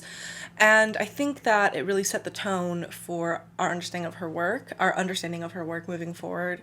And it's really just about weird relationships that come up when these two women who are best friends and maybe were something more encounter relationships with this married couple and who are more established as artists and figures. And what happens? It has this unique sort of specificity to place in Ireland that Rooney is so good at, that still manages to feel super universal because of the way that it touches on these aspects of human relationships that are very universal. Very good book, and it was her first, so gotta be on the list. All right, number 21. We have Eileen by Tessa Moshfegh. This book, set in the 60s in a town called X, following a woman who has really extreme issues. Her dad is an ex-cop, alcoholic. She lives at home with him, and she works as a prison warden type, like a juvenile detention center person at this all boys prison. And she has weird repressed sexual desires. And then this woman comes in with her Harvard degree named Rebecca and fucks up Eileen's life in a really weird and interesting way. The way that the descriptiveness of how disgusting Eileen's life is and how bizarre everything is and plays out and unfolds, and the loneliness that she deeply feels is so resonant and just jumps off the page in this book. And I think that it is a type of book that once you read it, it kind of stays with you forever. It really grabs its claws, sinks its fangs into you. And yeah, it's very good. It, was shortlisted for the Man Booker for a reason, and it was, I think, her first novel. I think she wrote McGlue, a novella, before this, and I think, once again, set the tone for the sort of American and Anglophone literary landscape of the 21st century, and our obsession with reading about weird, deranged, unwell women. This is the blueprint for that, even more so than one of her other books that will also be discussed. All right, so number 20, we got Luster by Raven Leilani. This is another sort of weird, disturbed young woman story about a Black woman who loses her publishing job. She's a painter. She is involved with this married man who has a wife and a child, an adopted Black young girl. And what ends up happening when our main character ends up kind of moving in and living with them, the language is very beautiful and rich, and the experience that this woman has with race and gender, sexuality, power, all of these things, it's very fraught, it's very tense, and it's deeply uncomfortable and unsettling. And I think that it has a real grasp on being a young woman in contemporary society, trying to contend with all the weird shit that, the situations you find yourself in. This book had to be on the list. It is a depressed woman moving type book, or DWM, but it has an aspect of understanding the racial and gendered experiences of being a Black woman, and in a way that I think is pretty profound and interesting and very good. It had a real impact on culture, I think. Kind of made room in the very white space of this genre of lit fic that I think is pretty compelling. Number 19, we have Such a Fun Age by Kylie Reid. This was a very commercially successful novel. This is kind of a commercial fiction type lit fic, general fiction type book, and yet it is so relevant and funny. It's a comedy of errors in many ways. It's a story of misunderstandings, of intersecting paths and futures. Our main character is a young woman. Well, actually, we have two main characters. One of them is Alex with an I, and she is sort of a rich housewife working on a book or something, I don't know. And she has a nanny whom she hires, who is a young Black woman. And one day, basically what sets off the novel is that this young woman, her nanny, is out at a grocery store or something with her kid, and someone thinks that she was kidnapping the kid or something, and then there's a video of it. She goes viral. Our main character, what is her name? Amira, who is the babysitter, kind of goes viral, but she's not really online like that. She's just trying to get through her life. She has a group of 3 other female friends who all seem like they have shit together, like they have partners, they're lawyers, they are moving forward in their careers, and Amira feels really stuck, really stagnant, really like she doesn't know what the fuck she's doing with her life for real, which like she kind of doesn't. And yeah, it is a very good book that contends with these issues of class and race and gender and how weird and fucked up white women are, which I think, like, especially in relation to people who are subordinate to them. She's like overly friendly with her. Everything comes to a head in a really funny, crazy way. We see how Amira is kind of lost in her life, drifting about, but she still has kind of a strong sense of, well, this is some fuck shit, you know? Like, she's still trying to find herself, but, you know, she's getting there. I think this is a really fun book, and it really made its mark in 21st century contemporary literature, I think, and as a commentary on a lot of things about the internet and race and class and gender and performative allyship, all these things that I think are really interesting. And I think Kylie Reid did a fantastic job putting this out. It's almost Shakespearean in the way that the plot and these characters unfold, how definitive they are in their characteristics and the roles that they each play within the narrative, and the simplicity of the language that nonetheless uses the sort of common vernacular of, you know, contemporary Americans, really. And yes, this is a really impactful book on culture and also for me personally. Number 18, we have Stories of Your Life and Others by Ted Chiang. Once again, let someone borrow this book, never got it back. This is a short story collection, and the titular story was adapted into the movie Arrival with Amy Adams. Oh my god, the fucking lawnmower! The fucking lawnmower! It doesn't seem like the lawnmower is gonna be going away, so I really need to finish this video. I'm so sorry. Oh my god. This happened when we were filming our podcast episode as well. Like, god damn. God damn. Stories of Your Life and Others. Speculative science fiction short stories. Really interesting. Deals with relationships, trauma, technology, society. I don't know. Ted Chiang? Great writer. Really imaginative, really interesting, really smart stories, I think. There's some duds, I guess, but I think the impact of the short story collection cannot be understated. I mean, this man has only written 2 books. He's not a prolific writer, but he's already has this sort of grasp on the sci-fi world in a way that is really interesting and really smart, you know, high level thinking, I feel. Then at number 17, we got The Mothers by Britt Bennett. This book was really beautiful. It's about the relationships that people have in this Black community, specifically around a church, and what happens when a young woman potentially gets pregnant by this other man in the community, and sort of the way that these relationships play out over time.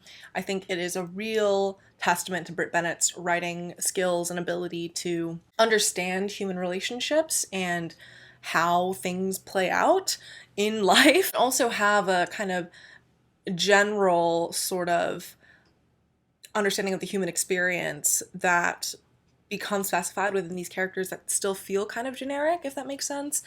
I think it had a real impact, and it created the space for her hit novel, The Vanishing Half, which is also very good, but I think The Mothers, as her, I think her first book, really set the tone for her career, and she's a great author of this time, and so gotta be on the top 20 of this list. At number 16, we have Pet by Akwaeke Emezi. I think Akwaeke Emezi's writing and books have a real societal impact in a way that sort of created a lot of room for Afrofuturism and sort of weird or across different genres of Black literature, diasporic literature, and them as a non-binary trans writer, I think also has this real figure in, I guess, like the community and in the literary world. Pet, I think, was the first book that they wrote that really got sort of following and talk around it, I guess. It's a young adult novel set in a future world where there are no more monsters, and what happens when the main character, this young girl named Jam, encounters a creature from one of her mother's paintings that comes to life and tells her that no, there actually is one. It's really about community, relationship, a better world, what that looks like. It's very beautiful and quite moving and very sweet. So really good book. I've recommended it a lot on this channel in years prior when it was more of a new book, and yes, I loved it. It has to be on this list, number 16. Number 15, we have Milk Fed by Melissa Broder. This book is, I think, kind of a cult classic, contemporary classic at this point as well. It's really about desire and hating yourself and your body, a weird, fraught relationship with your mother, having an eating disorder, being a young Jewish woman in LA who ends up falling in love with the Orthodox yogurt girl. And it is really kind of gross, but also kind of sexy in some ways. It's very easily readable and yet deals with a lot of the sort of millennial angst of our contemporary world. And it's very good. Everyone loves it, really. As a piece of like lesbian fiction and contemporary lesbian lit, it has a real stronghold on, I guess, the community. It's impressive, really. It's maintained its status as a book that a lot of people like and read over the years since it's been out, and I liked it a lot. It had to be on the list. The cultural impact is undeniable, to me at least. Then at number 14, oh, I forgot to mention that The Argonauts at 24 was also on the New York Times list. And at number 14, this is also the New York Times list, Between the World and Me by Ta-Nehisi Coates. This book is a book that had a cultural sort of grasp on Americans in a way that I haven't really seen before for a piece of more political contemporary nonfiction. It's a series of essays and kind of a letter to Ta-Nehisi Coates' son about growing up Black in America, what that means, what that looks like. I think it's a very moving piece that is not only about sort of race and existing as a racialized person in a deeply anti-Black society, but also has a lot of tenderness and love to it.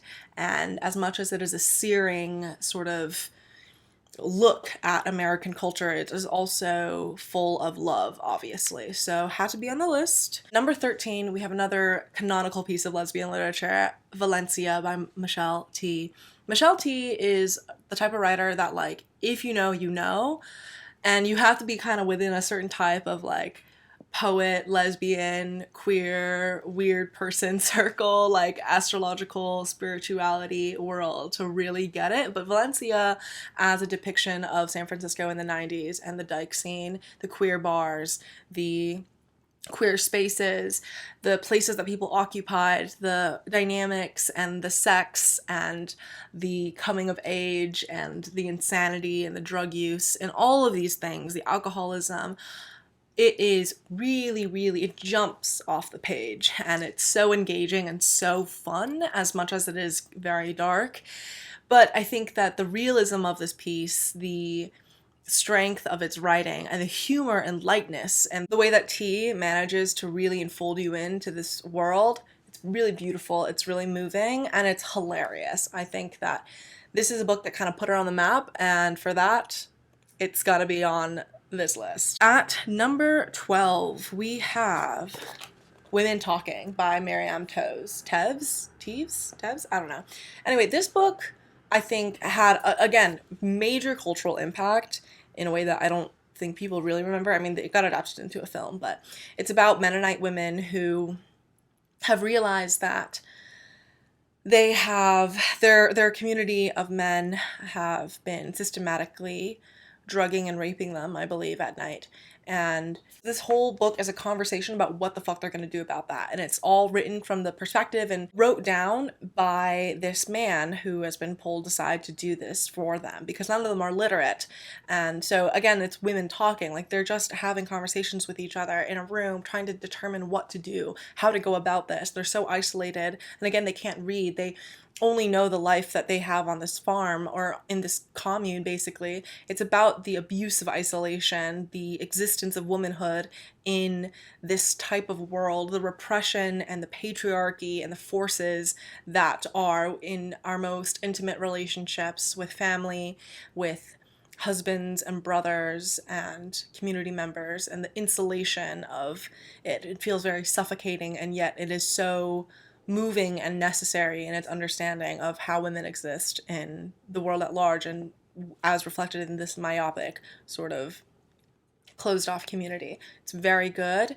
It won a bunch of prizes, and Miriam Tevez is a fantastic writer. She really renders the inner worlds of women in different ways really compellingly, so had to be on this list. Okay, at number 11, we have Normal People by Sally Rooney. This book, once again, the cultural impact is undeniable. The show adaptation is incredibly popular. This book has sold millions and millions of copies. This book is a love story about star-crossed type lovers set in Ireland, and what happens when they go from high school to college, the class dynamics inherent to their relationship. The girl comes from a more upper class background but has a very strange relationship with her family.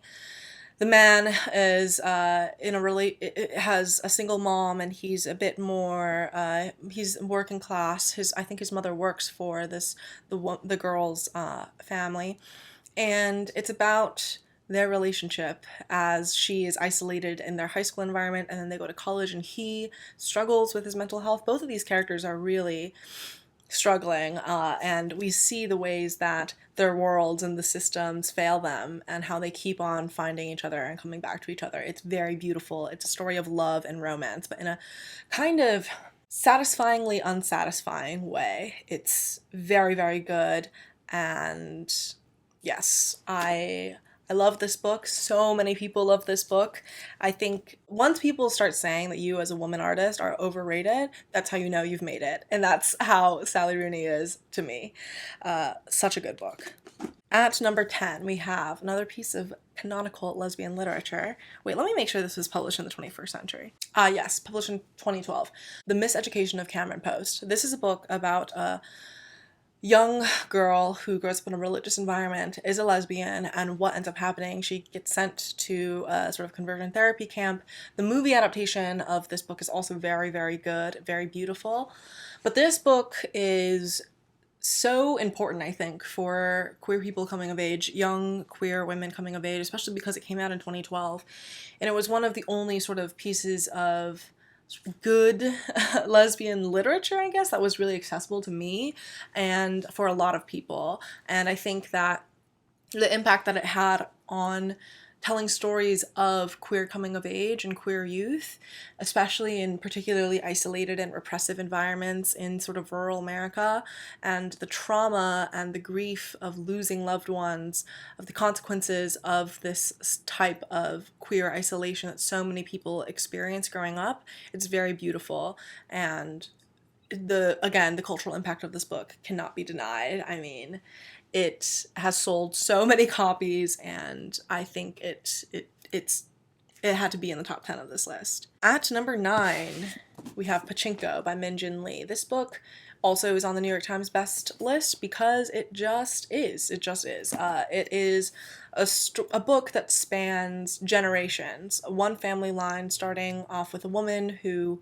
gets seduced by this man. This is set during the occupation of Korea by Japan, and she ends up kind of having to move to Japan, and all the consequences of the colonial violence that occurred in Korea and the aftermath of it, the way that it shapes and informs the consequential generations in the diaspora following. Again, it was adapted to a show, so I think that its cultural impact, undeniable. It is a very moving story of, fuck, there's a wasp in my room, I need to go kill that.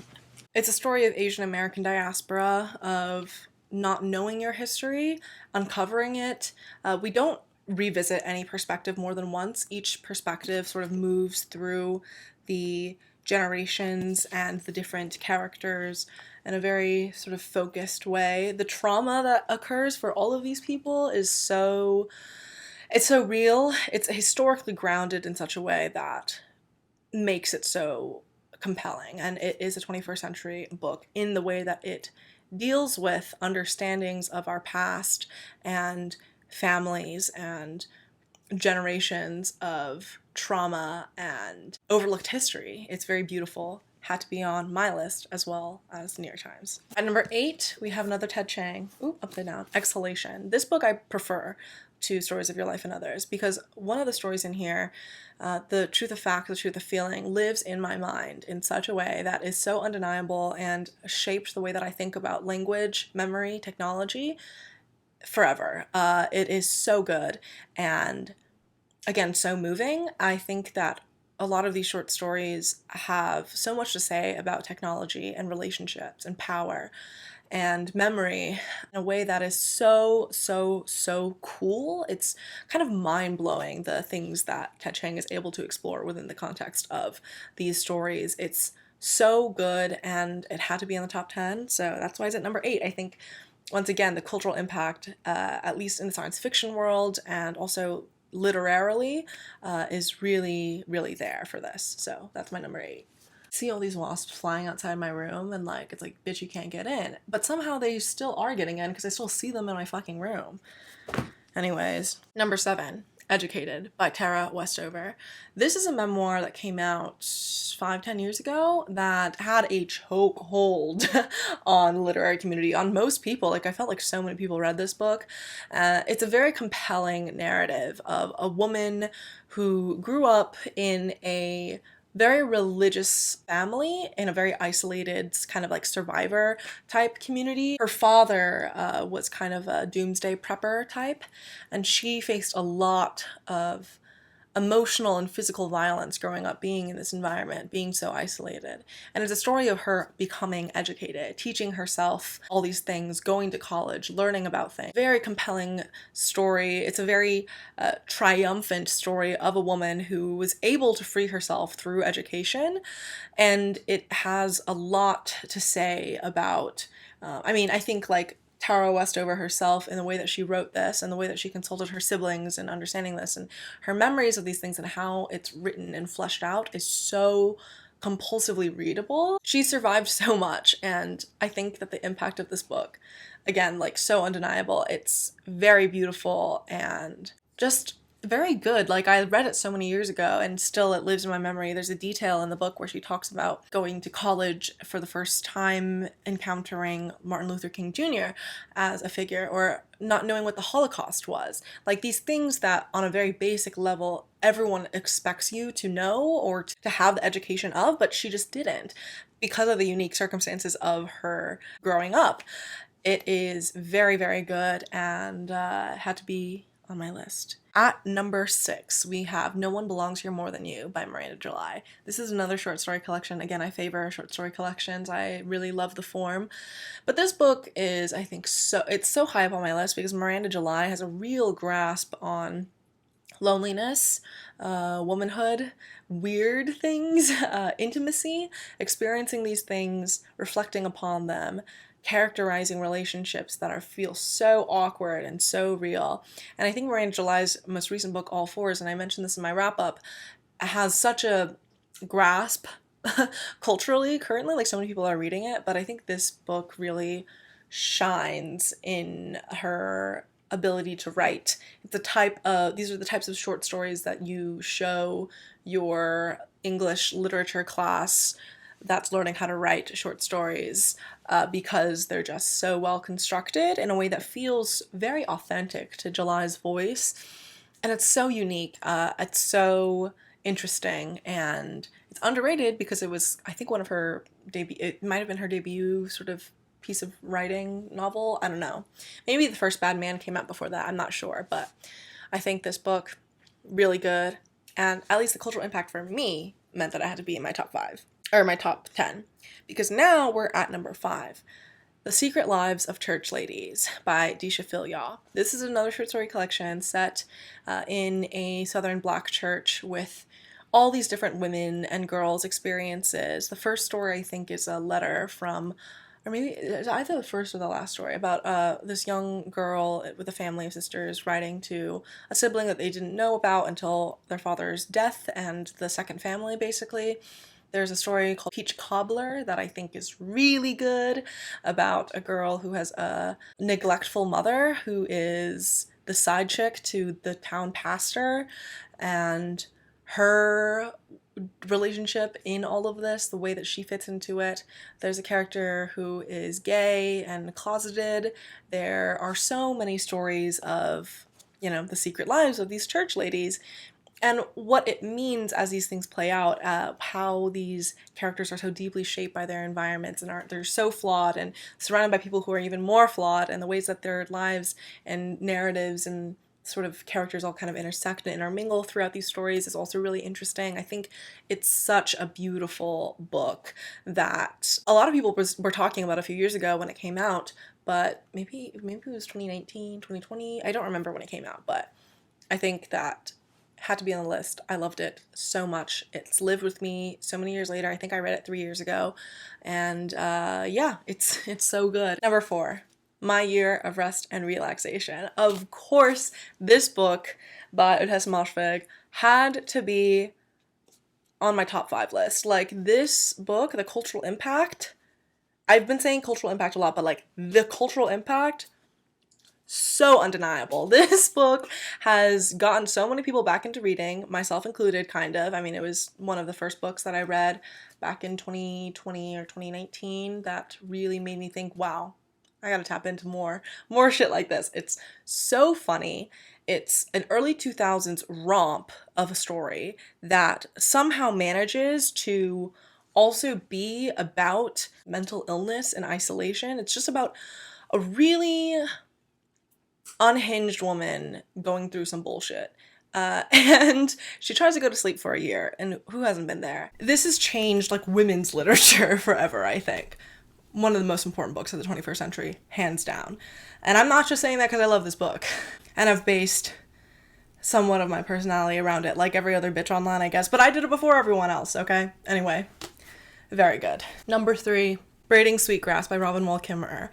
I had a beautiful hardcover edition of this book, and then I think I let someone borrow it. I let someone else borrow it. I don't know. I haven't seen it in years.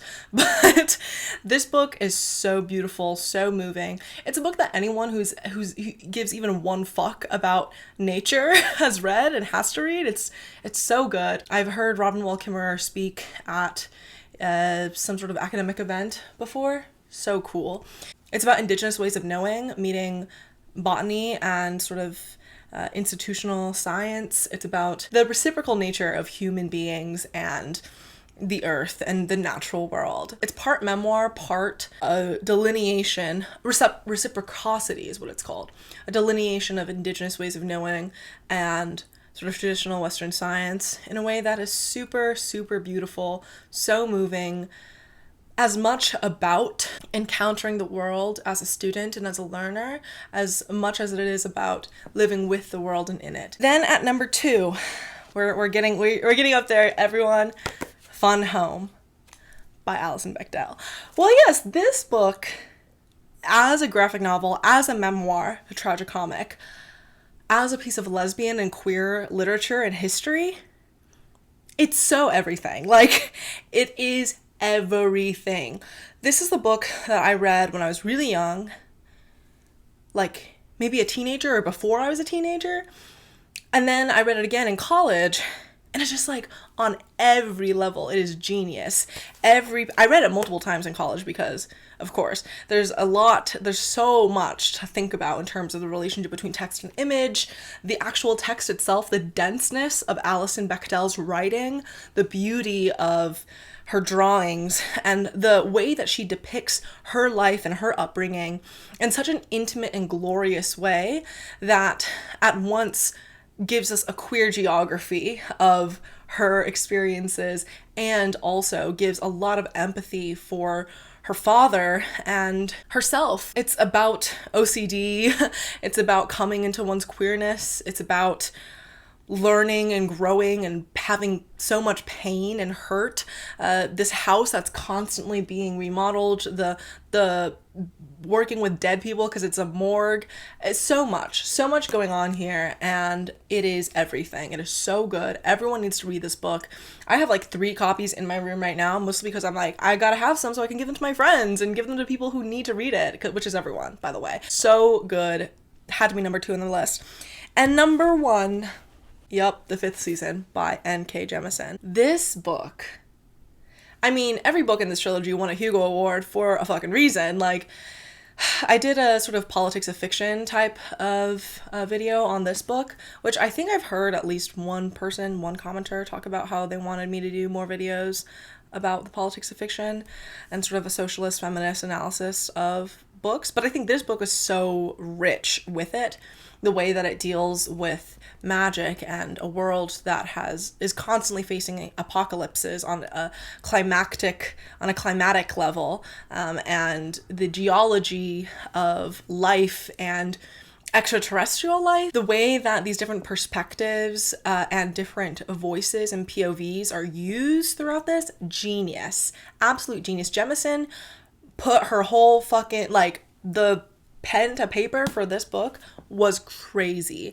and it just had to be number one on the list because I think that it's such a cultural impact, and yeah, it's so pure as a piece of fiction, as a text. It's so dense and moving and fast-paced and interesting and compelling, compulsively readable. It is, I think, science fiction fantasy at its highest form. It talks about everything from race to gender to power to slavery to indoctrination to systems of control in a way that, and grooming, and just violence on a very systemic, visceral level. You can really tell that Jemisin herself is the child of civil rights activists and someone who is very deep in this genre, knows so much about it, has studied Octavia Butler, has studied Ursula K. Le Guin, like every Black and woman sci-fi writer and Black and decolonial and feminist thinker of the 20th century and the 21st century in a way that's so reflective in this work. It is incredible. Number one book of the 21st century. One of my favorite books ever. So good. And that is my number one. Yup. Okay, well, that took a fucking long time for you, but even more so for me. Okay? Every time I put out a video that's like, you know, an hour, 2 hours long or whatever, I'm just like, I know y'all are sighing looking at this. But imagine me when I have to edit this and I have to listen to myself talk and cut out all the bullshit. But yeah, I hope you enjoyed this video. Let me know if you agree with my top 100 list. And if you don't, sorry for you, I guess. Like, I don't know what to tell you. This is the objective correct one. But yes, I don't think anyone likes the New York Times list for real. I mean, fuck the New York Times. That's the New York Crimes. Their coverage of the occupation and genocide of Palestine is horrendous and actual violence. And they also had Alice Munro up on their list like 4 times, I think, which is crazy because like her daughter wrote a piece about how she enabled and was a part of her sexual abuse her whole life. What? I feel like there's a lot to be said about separating the art from its artist and whatnot, but I feel like acknowledging someone on a cultural level, I think they also included Neil Gaiman maybe on the list, which is like crazy again because he has actually he's raped so many women. Anyway, so I tried to be kind of discerning with my list, kind of really understand where it fits in the culture as well as within my own personal taste.